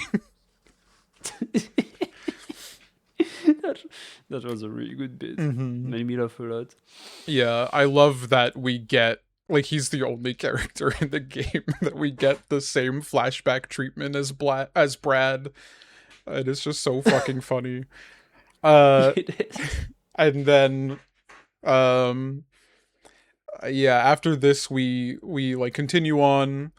We enter the swamp area, and or actually I don't know if this is directly after this or if it's just another one of the areas you can go to, but this is like in my notes here, the progression I had. The swamp is like with the guys, the ray of the skies, like you see the sunlight going through the clouds or whatever, right? Are you talking about like the Burger King? Yeah. No. Oh, so did you not go to the swamp area? Because I'm pretty sure it I is don't a completely optional area. I don't think I went to the swamp. Oh, the swamp is one of my favorite locations in the whole game. What So the fuck is that? it's just one of the rooms you can go to in that second hub area. But so I guess I'll just tell you about the swamp area. I'm watching a walkthrough right now. I think. Oh yeah, there it is. So So I'm looking at it. you get this cool scene because yeah, I'm pretty sure the whole swamp is optional. You get this cool scene when entering the swamp where like you're going through the cave and it's a normal cave, but Brad's father is there. And Yeah. then when you get to the next room, it transitions to another flashback. So did you see this flashback then? Because I feel like this is really important, but I'm pretty sure it's Which just one? triggered in the swamp. So you see that Brad was like the teacher of a dojo, and there are these kids who are like his students, and he uh he's like off on his own and he takes some painkillers and then goes back and like starts interacting with his students. And you see kind of off to the side that there's another kid who's like just watching, like he's not part of the dojo. um and Brad dismisses them for the day, and then you go and you interact with the kid who's like watching, and he um is very clearly like anxious but wants to be part of the group, and you actually get this kind of genuinely sweet moment where Brad is like, just join, and the kid's like, I don't have any money, I can't pay, and he's like, it's not important, you can just join. Damn. Okay. Yeah, I didn't get that at all. Okay, damn. So, and then the swamp area has another really impactful bit of world building where you come upon what is essentially just like a cross-dresser brothel. Mm-hmm. So it's like it's got all these guys in drag who um yeah, I mean it's like it's a world without women. They're making do. It's pretty explicit that like the guys who are like working there are gay anyways, so they they don't mind having male clientele. And then men go to What? The brothel? Did I miss it? it's in the swamp area, so if you didn't go then you missed it. Oh yeah. Fuck. um and I don't know, I feel like it could be kind of problematic. I'm not really equipped to point out the ways in which it is, or theoretically is, but I kind of I think it's really wholesome, honestly. You get some good dialogue. The leader of the brothel is this guy named Queen Roger. And they, when you talk to them, they'll basically just say like most men are just looking for intimacy but are too prideful to reclaim it, and I thought that line was really like impactful to me. It's like a good Damn. scene where you can kind of feel this game is doing something more than just being like, here's this gritty story about a gruff white dude.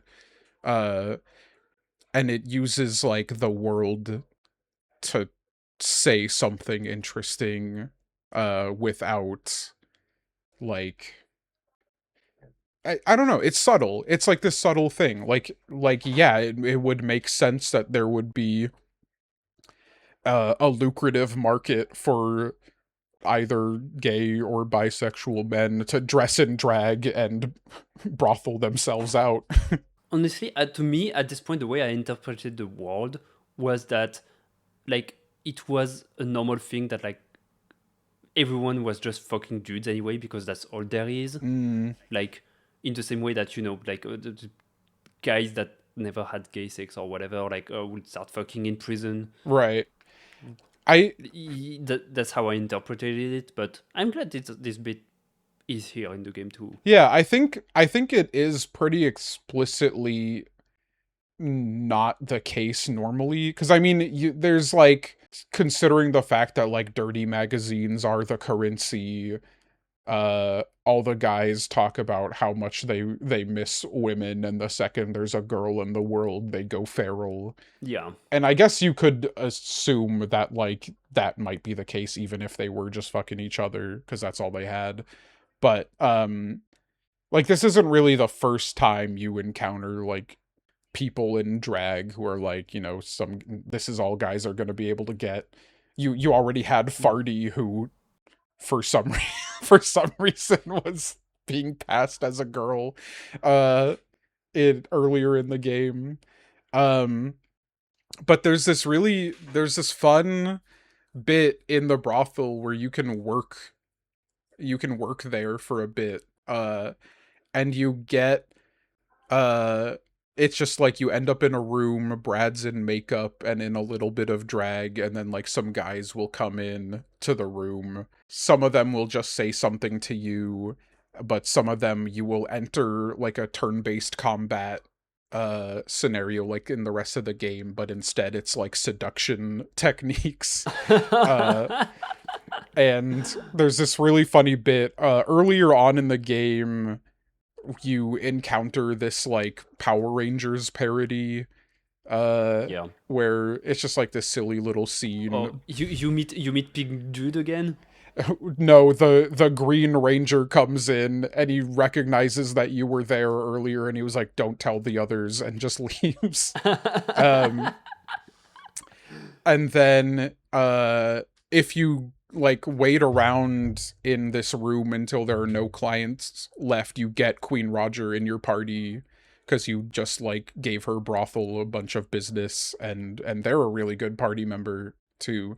Yeah, I really like this area. I think it's a really good bit of world building. It's fun. It's a fun little reprieve from the like nightmarish hellscape of the rest of the world, Yeah. even though it is kind of nightmarish in itself in some ways. Yeah, Queen Roger's an awesome character. I love the client mini game. And then after that, there's not much to do there. You kind of move on. There's a save point there, which is really nice.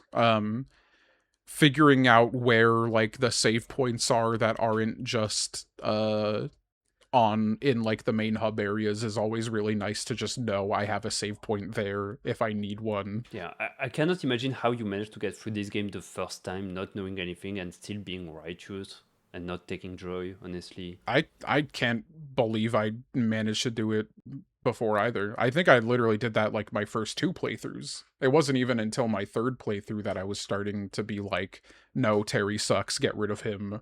No, fuck these guys, I need my Jesus. arm.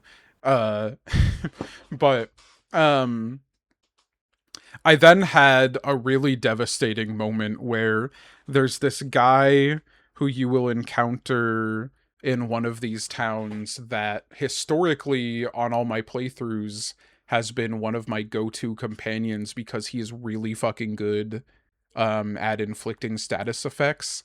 Like all of his attacks afflict some kind of status effect. And I went and I was so stoked to get him, and I talked to him and I realized he will only join you if you are doing a joyless playthrough. Oh shit.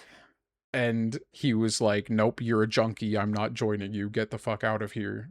And I was devastated. Is it the guy with the roosters? No, the rooster guy, he's like really early on in the game. He um during like in that little like barrel rolling area, there's a chicken you can find, and if you bring him back the chicken, you have the option to just be nice and give it back to him, or hold the chicken hostage so he joins your party. Okay. That's okay. Damn. There, one of the doors in this area leads to this gym, which has another one of my favorite tracks in the game. Did you end up seeing the gym? Because it Mm-hmm. Okay, so you Yes, got it's on the way. you got the Work Harder, which is the name Yeah. of the track. I fucking love this track. It's the It's, one it's that goes, "Oh, oh, oh." yeah. It's so good. Speaking of tracks, actually, one of my favorites, I mean, favorites, quote unquote, is the one you get when you are at the bar of any bar. Mm-hmm. So, this track isn't a banger. It's horrible to listen to. It's you have this very slow, uneven beat as you hear like sort of sounds like deep fried sounds of people of dudes coughing and drinking or something. Yeah. It's really disturbing to listen to, and it really, to me, it's like basically Brad having kind of PTSD being around all this booze, reminding him of his dad. That's how I interpret it. But it's it's again a really bold design of the game to have just this awful track being at one of the meeting pods to recruit your new companions. Mm-hmm. So the next like really like beat you have to hit that I think is really interesting also is you go to the place Victor was talking about earlier where like the light is shining. You see all these guys who are like praying, uh and you you get this kind of funny bit where you're like, oh, what are these guys praying about? Like, what's this cult? Uh, Yeah, and you get this scene where it's like a dad a a kid. dad Yeah. talking to his son, and he's like, go on, it's your time. And the kid's like, I don't know if I'm ready.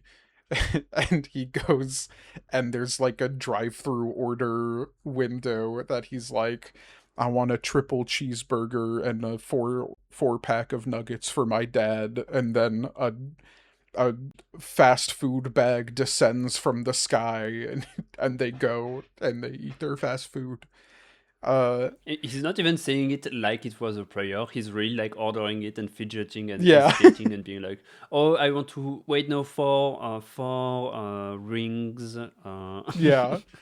And I love this bit because I feel like this is also this is funny, but is also like an interesting piece of world building. Where like, yeah, in this post-apocalyptic world, if there was a drive-through window that you asked for some food and it just was given to you, you probably would worship that like a god. Mm-hmm. Like resources are low, all people are eating is like horse jerky and drinking beer.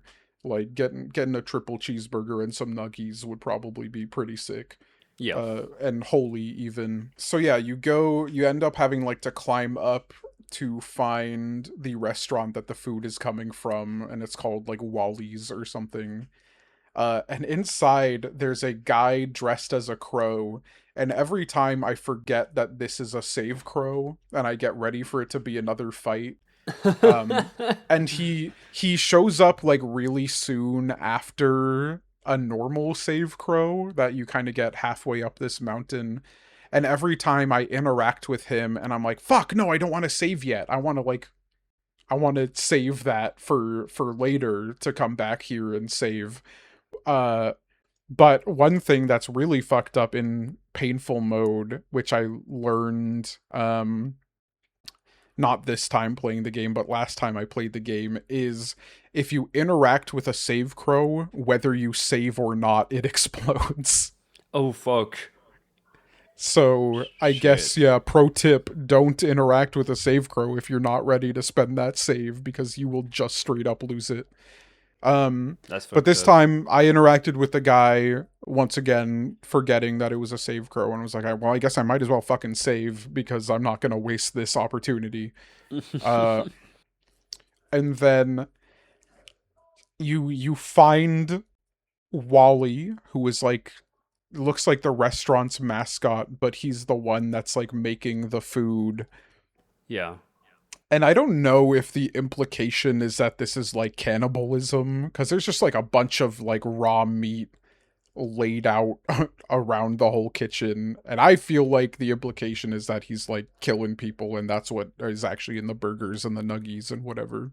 I mean, yeah, Um, he attacks you immediately, and like there is a mascot on the way up that's like just yeah. drenched in blood, kind of. So it's like, and in front of the restaurant there's a bunch of like, it's written no, no, no. Uh, Yeah. yeah, pretty sure, pretty sure the implication is that. I don't know what Hmm. else could be. Yeah, but this is an interesting fight. He's strong. The more you beat him, the more the like mascot costume is cracking and all the like raw meat is inside that you can see. It's pretty fucking nasty. Yeah. Yeah, you beat him, and then what do you even get for this? Because I know you have to come here, but I can't even remember like why. Oh, I think Uh, because you have to come here to get a scene afterwards Something is like what it that. is. Yeah. Um but I had there's a campfire right outside the restaurant. I had another like overnight scene that I thought was actually really fun. So there are a couple companions. So the magician guy I mentioned earlier, what's his name? His name, Jack. And then there's another guy in one of the caves whose name is Garth. He has this cool mask on, and he's like an artist who draws hentai, essentially. And he's like, he wants reference material so he can draw more hentai because it's like his business is that he draws hentai. And so if you give him just an outrageous amount of mags, he'll join your party. Lol. And so I had him and Jack in my party because he can like draw hentai for your party members, and that'll give them a buff. Uh, and I had this fun moment where during one of these resting scenes, Jack and Garth, the artist, are talking, and Jack is talking about how like he's seen all the mags before, there's nothing new for him. And then Garth is like, let me introduce you to something, and he like draws up some hentai for him, and Jack is like fucking blown away. So wait, how does the game communicate its hentai? I mean, it doesn't say hentai directly, but it's just that he's drawing porn, Okay, and okay. he looks very anime Okay, coded. okay. So I feel like my interpretation is that it's hentai. Uh, Oh yeah, so that will blow so your world away if all you've ever read were magazines. yeah. So he's like, "Oh my god, I've never seen anything like this before." And it's just this really funny scene, and I loved it. But then, when I fucking woke up, Garth had been kidnapped by the pretty boys, and Fuck. I had spent so many mags to recruit him. I had literally only had him in the fight against Wally, and then he got kidnapped. That's Uh, tragic. and I was devastated, but I was also glad to have at least gotten that scene between him and Jack because it was really fun and kind of wholesome. Um, and eventually I went back to try and rescue him, and it was like 200 mags, and I was like, I spent all that to get him in the first place. I don't have that fucking money right now. But Yeah. yeah, so after the Wally encounter, you go to this cave, and it's full of spiders with Brad's dad's face on them. Horrible Uh cave. The Horrible walls cave. are fleshy. Yeah. The walls are fleshy. There is a horrible music in the background. Again, horrible. Like I can tell that there's some there's been some effort to make it sound horrible rather than just it being random or whatever. Like it's just Mm-hmm. some ticking sound, some plucks from a guitar, and some like drops of water coming on the ground or something. It's awful to listen to. It's awful to be here. Mm-hmm. And this is actually a cave that is in Lisa the First, and Oh, with the same like dad spider enemies. And as bad as this cave is in Lisa the Painful, it is nowhere fucking near as awful as it is in Lisa the First, because Lisa the First is not a JRPG with combat. It is just like a wander around light puzzle game. So in that version, if you get hit by the one of the spider dads, you just get sent back to the beginning of the sequence. Uh ooh, that is essentially the yeah, I'm done trying to play this game part. Like fuck. my first time trying to play Lisa the First, I quit at that point and watched a let's play of it for the rest of it. And then my second time trying it, I managed to get through it, but it was a fucking nightmare. Fuck. Um, and these spiders are annoying, but similarly to the barrel rolling guys, I feel like they're just kind of worth fighting because they give you a shit ton of XP. The only reason really I think to skip them is when you're crunched for time and you don't want to spend an hour in this cave. Yeah. I mean, that's pretty much what I did. But also, like, I feel like I'm kind of afraid for the rest of this playthrough because I've been avoiding enemies so much and avoiding optional areas so much. I'm afraid I'm going to lack XP, but I guess we'll see how far the joy takes me. Yeah, I mean, you only had a few days to do this. I think we should probably give ourselves more time to play the second half of the game so you can really like explore also. Because like I guess we'll see. missing that brothel is huge. Missing the scene with Brad and his students is huge. Like Mm, it is not um it's not required content, but it's like it's huge, you know? okay. But yeah, we'll see. After the spider cave, you finally find Buddy, who's hiding in this small cave, and Yeah. she asks where Rick and Sticky are. Uh and Brad is like, I don't know. He's feigning ignorance. Yeah. Uh and at this point, Buddy understands how important she is to the world. Um she kind of fully grasps that she's the only girl and that like women are necessary for the continuation of the human race. Uh and this whole time Brad is under the assumption and you the player are kind of also under the assumption that like this importance can only be bad for her. Yeah. Um but whether it's like a she hasn't really encountered the reality of it yet, or the fact that it is Rando who has taken her and we've seen he's an empathetic guy, uh she says something like, these guys care about me now, which is something you never did.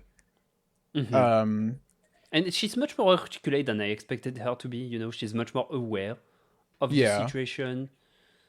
And Brad is basically like, you don't understand what's going to happen to you. Uh, Hmm. you don't understand. You're the only woman in the world. You're the only woman in the world.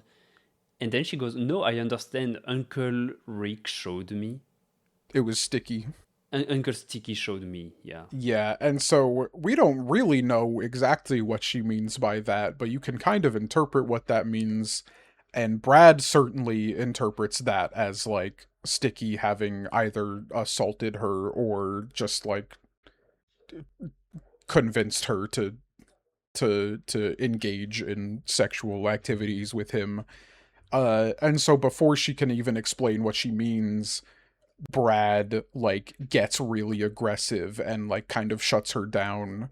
Uh and she runs away cuz she's just scared of Brad at this point. Yeah. Um Yeah.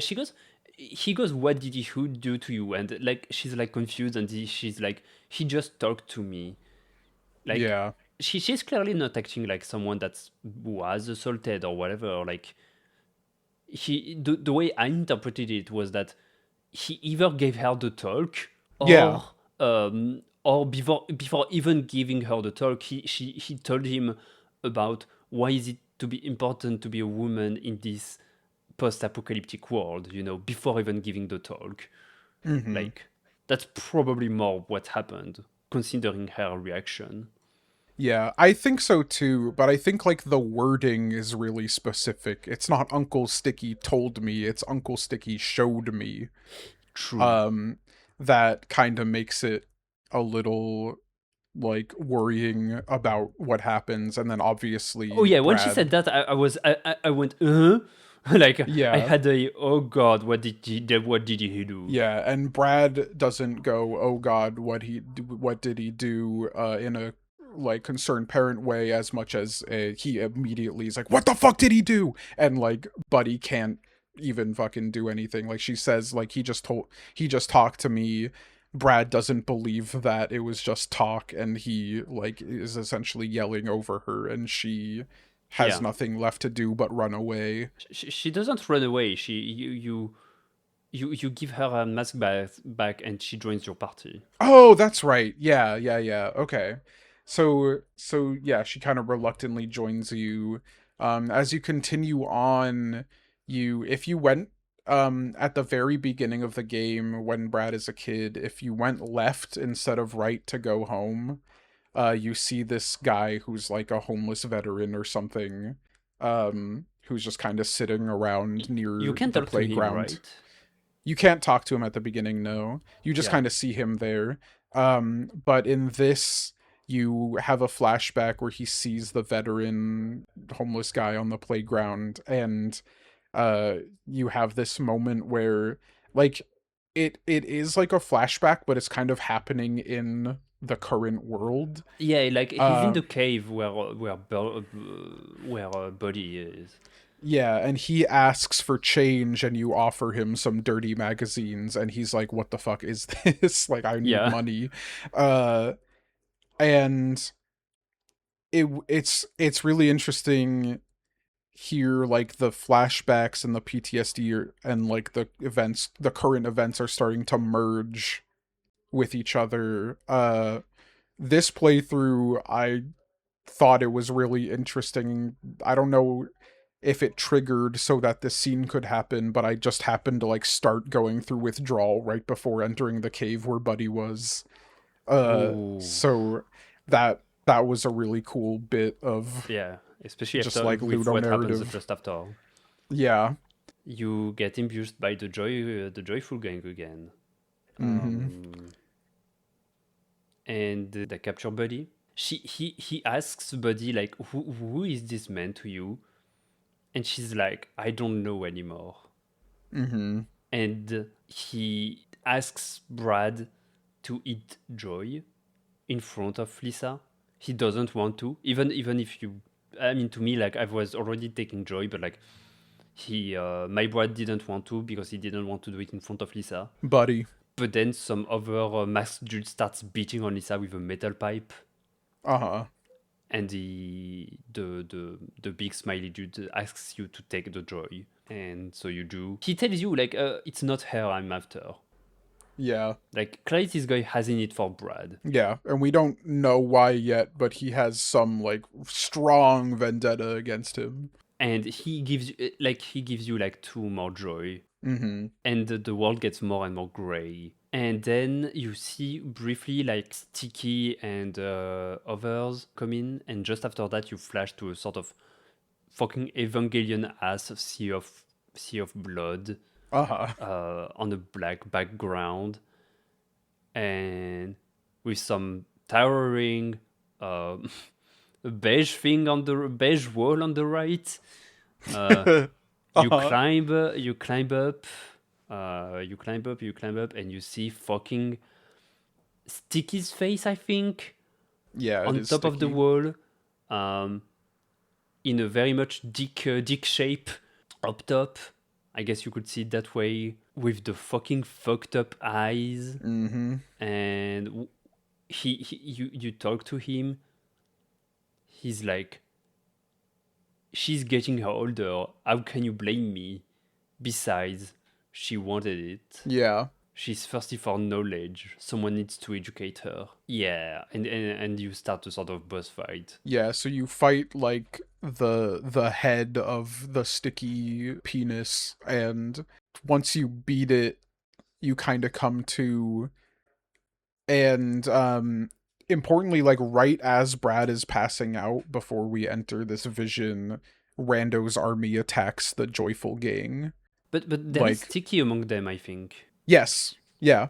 Yeah. Um so when you come to, like, you see like all the corpses of the battle just kind of laying around, um and you like one of Rando's guys is still alive, just barely, and he's like, "Oh, the smiley guy ran away with Buddy." Hmm.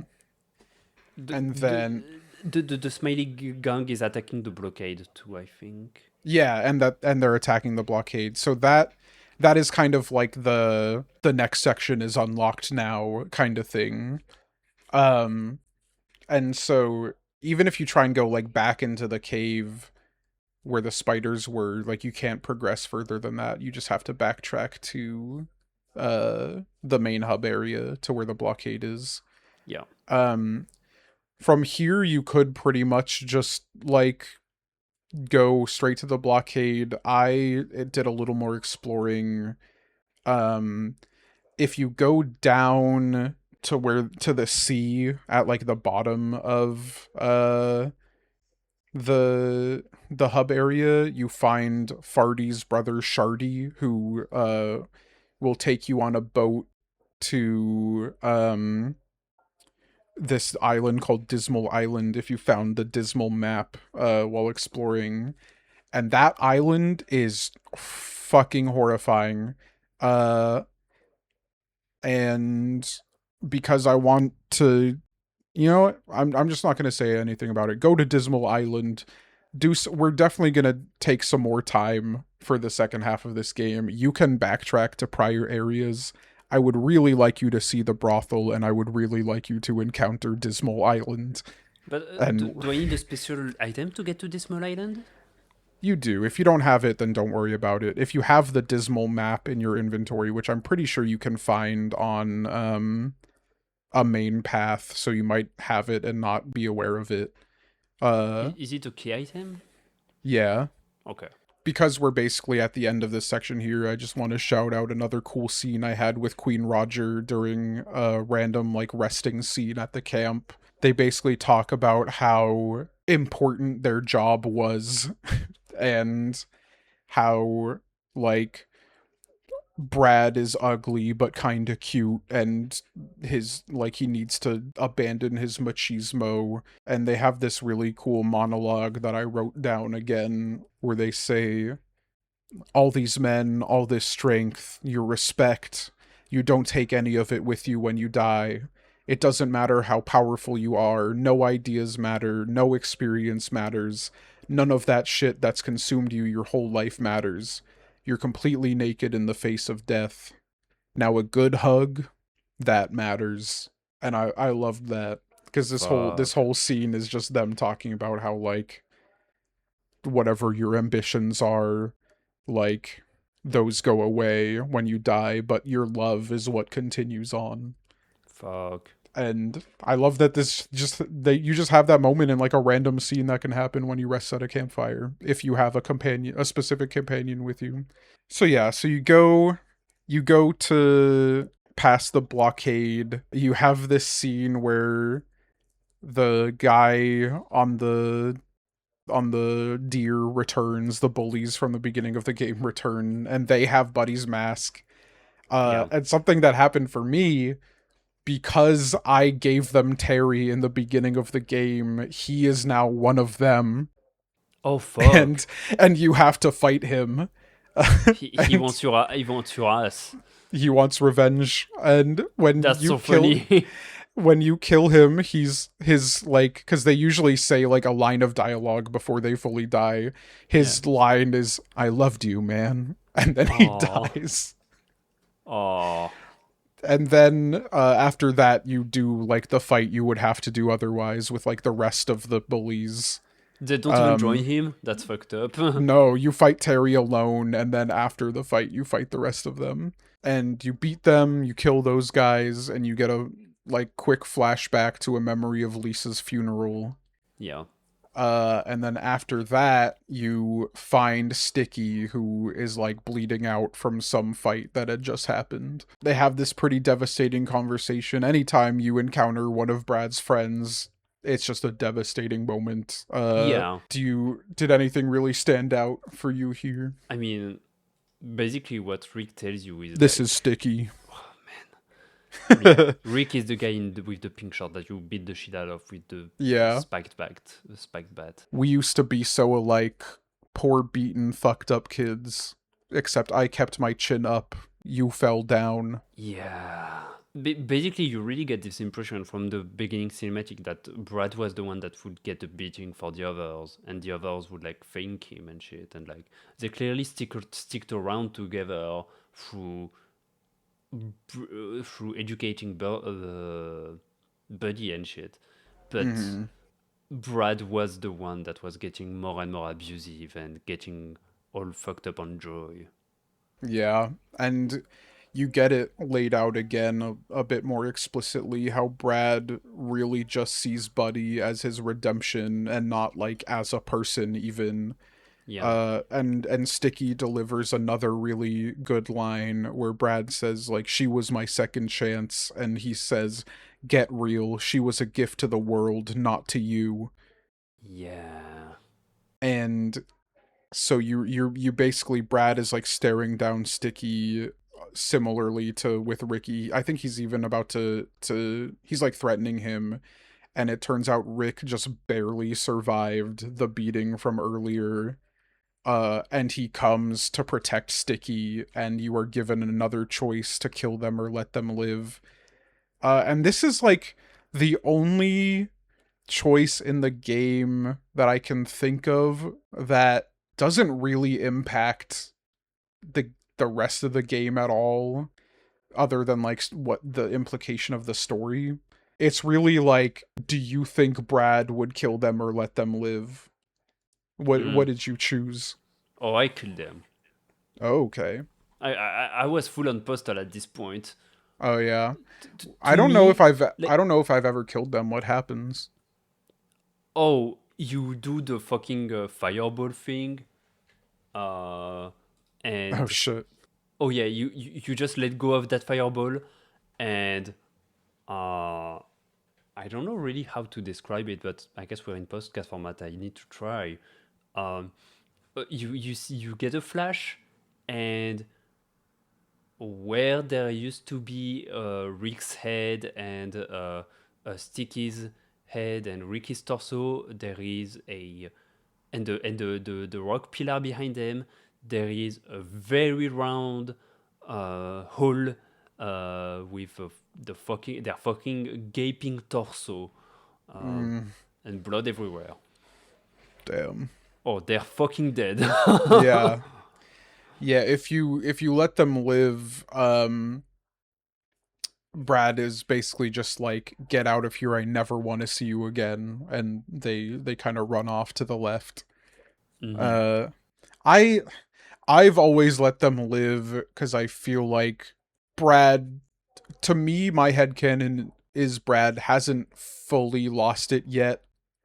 Like, it would take a little more stuff to happen for him to fully lose it yet. But I guess, that's the Ludo narrative of it all. You had lost it, and so you Yeah. you killed them.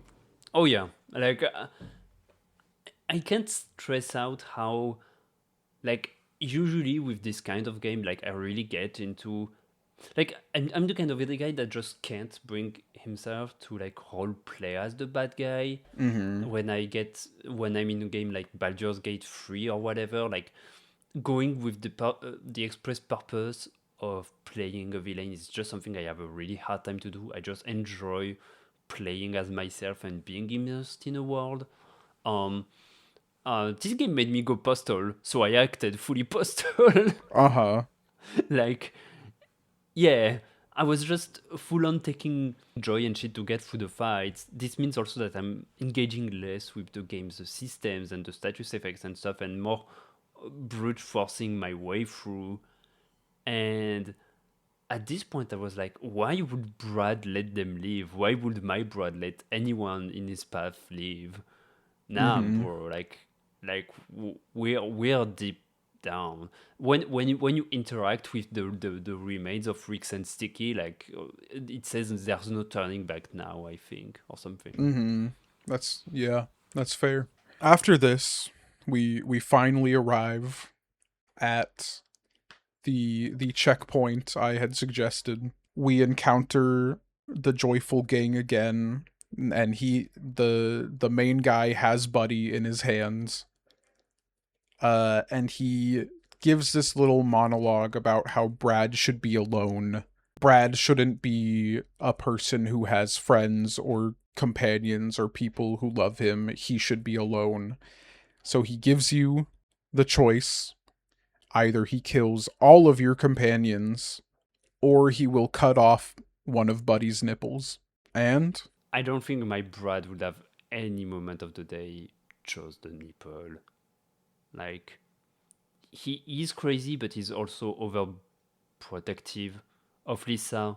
Like to me, it's uh without batching an eye that he sacrificed every single one of his companions, especially since, again, I'm not really seeing value in them. To me, they're just meat bags. Um, as I'm mostly relying on Brad to get through the fights. mm, So yeah, they're them fucking dead.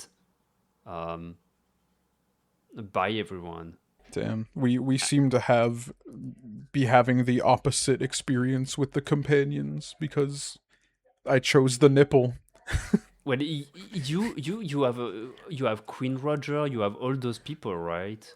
Yeah, I have a lot. Like from what you've told me, like besides talking to you with like for example Holland, to me he was just a nobody that ended up abandoning me. So Mm-hmm. like I never got a bonding moment with these characters. The character that showed the most humanity or characterization to me was Nern.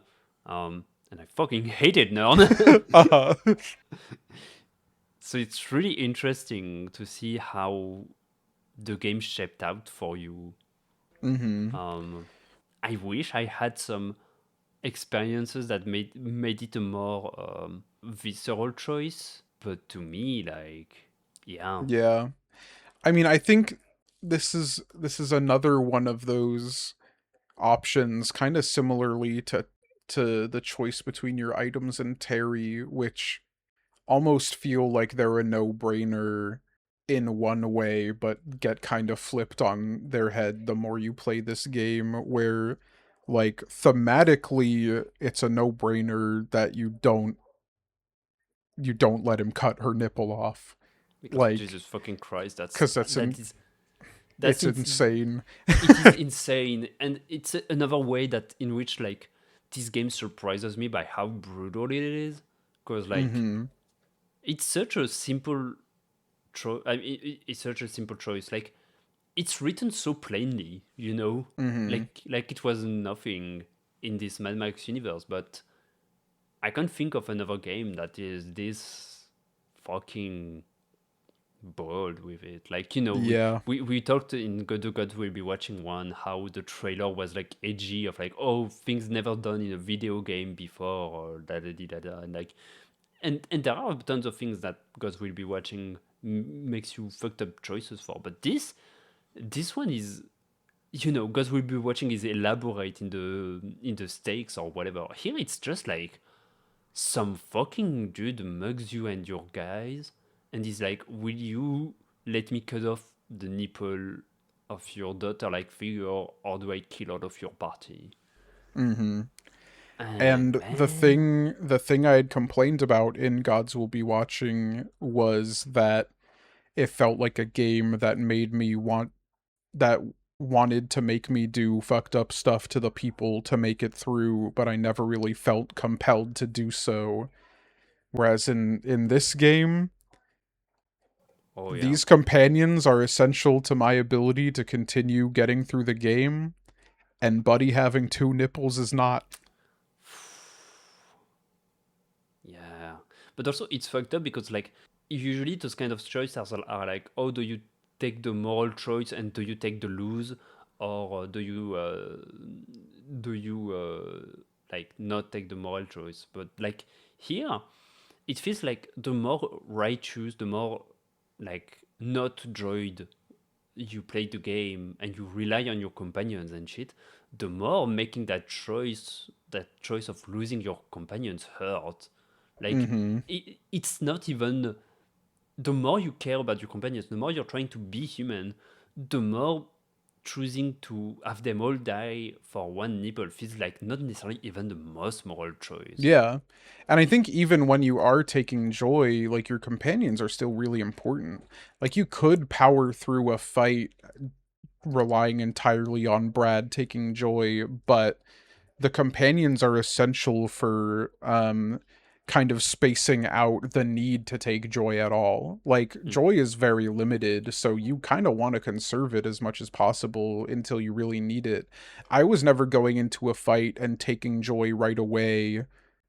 I was like, if I started losing, I was popping the joy and then I was getting through it. I also really wanted to add to what you said about how just like matter of fact this game goes about it, like just says it kind of plainly, like, you know, your guys are her nipple, like what do you choose? Like on top of the just nonchalantness of it, if you choose for him to cut off her nipple, her nipple goes in your inventory, and the message is just, "You got a nipple." What the fuck? It's brutal. Oh I man. I originally, when I was setting the checkpoint, I was gonna tell you, get to the point until you see the message, "You got a nipple." But then I was like, what if he doesn't choose that? He'll play the whole game. Uh, You did well. so, I had also said, like, after the wrestling ring, there's a save point. Don't use it yet. Wait until we get to the checkpoint and then backtrack to the save point.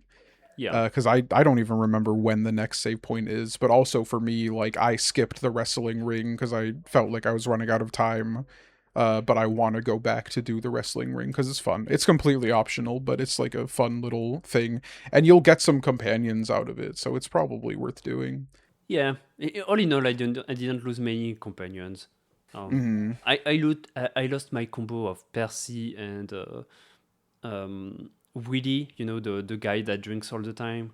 Yeah. Um, yeah, I had a good fire combo with them, but yeah, fuck them. Rip. Ooh. All right, so here we are. How do you feel overall so far? Um, First degree, I feel very tired right now.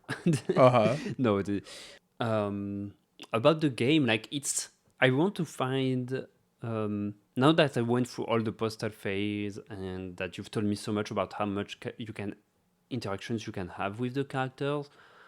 I think I do want to spend some time gathering a bigger party and Mm-hmm. seeing what happens. But I need to make the time for myself to like play the game in a less time crunch way. There's some stuff that you gotta see. Yeah, it depends. It depends, I guess. But I mean, logically speaking, I know I don't have to be too worried. Yeah. Worst comes to worst, I just stop working and they fire me and I get the retirement money. It's not too True. There you go. bad. So yeah, Then you can do all the gaming you want. this is definitely a very interesting game. Like I would, everything you've told me make me like kind of want to do a proper playthrough of it, but I also like I know that how important the first playthrough of this kind of game is because like it doesn't work if you try to um, like save scum it all the time. Yeah. Like may as well just play the on not painful mode. Mm-hmm. So I guess we'll see how where the game takes me. I I hope that the side content and getting new characters isn't going to be too much of a pain considering how I've been playing up until now, especially since right now I don't have any party member. I hope I can even do Mm-hmm. the side content. I guess we'll see. It's going to be weird. Yeah. And then, you can always ask me, like, what the fuck do I do here? Yeah, Or just if you don't want, like, to rely on a walkthrough, you just want a hint, I can push you in the right direction. right. So next playthrough, I basically need to finish Lisa the Painful so that we can then do Lisa the Joyful, right? Yes. Yeah, for the next episode we will be finishing Lisa the Painful. Right. Then I guess we'll see. Um, I have so much mixed feelings about this game. The end of the year debate is going to be very interesting, especially if I end up playing Sekiro this year. True. If you do, and we continue and finish our Dark Souls playthrough that we started, we will have 3 of my top 10 games of all time on the list. And know that Slay the Princess is in my top 10 games of all time. Oh shit. So Oh man. it keeps escalating. That's what it's all about, man. I will say, like, doing this, I'm like appreciating the game even more than I ever have. I mean, I've always loved it even from my first playthrough, but there's just been like stuff I've noticed this time around that gives me a kind of deeper appreciation. Like I said, kind of at the top of this, I never really realized this how the game worked structurally. But like having to think about it in terms of like playing it on a given time frame, realizing, oh yeah, we basically just did 2 chapters of any other game. That would be more explicit with how its story beats play out. Was interesting to me. And I feel like I've never seen Dismal Island before. That was a nightmarish experience. You're making me scared. I don't like horror games. I'm not even nightmarish like that as much as it is just like, I mean, it is fucking scary. I mean, the joy mutants, whenever they appear, it becomes a horror game. Yeah. And yeah, you're gonna get into some scary stuff in the second half. For sure. Jesus fucking Christ. I guess once again, the second episode is the one with the most anticipation of God's guys will be talking. I think so. But I mean, I think that's kind of normal. Games build.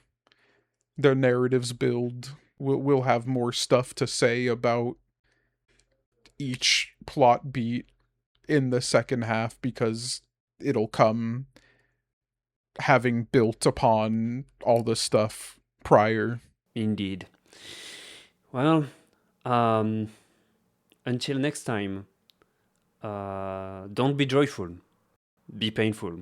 Very true. You know, the fact that you said that reminded me of something I really wanted to tell you about, actually.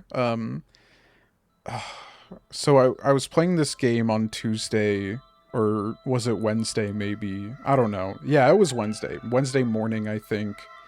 Or was it Wednesday evening? I can't remember. Anyways, I was sitting on the couch playing this on my Steam Deck.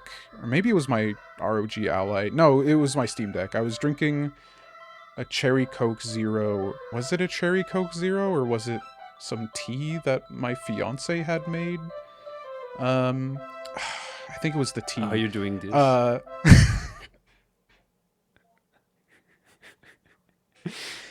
I was sipping this tea and I was playing Lisa, and a thought occurred to me.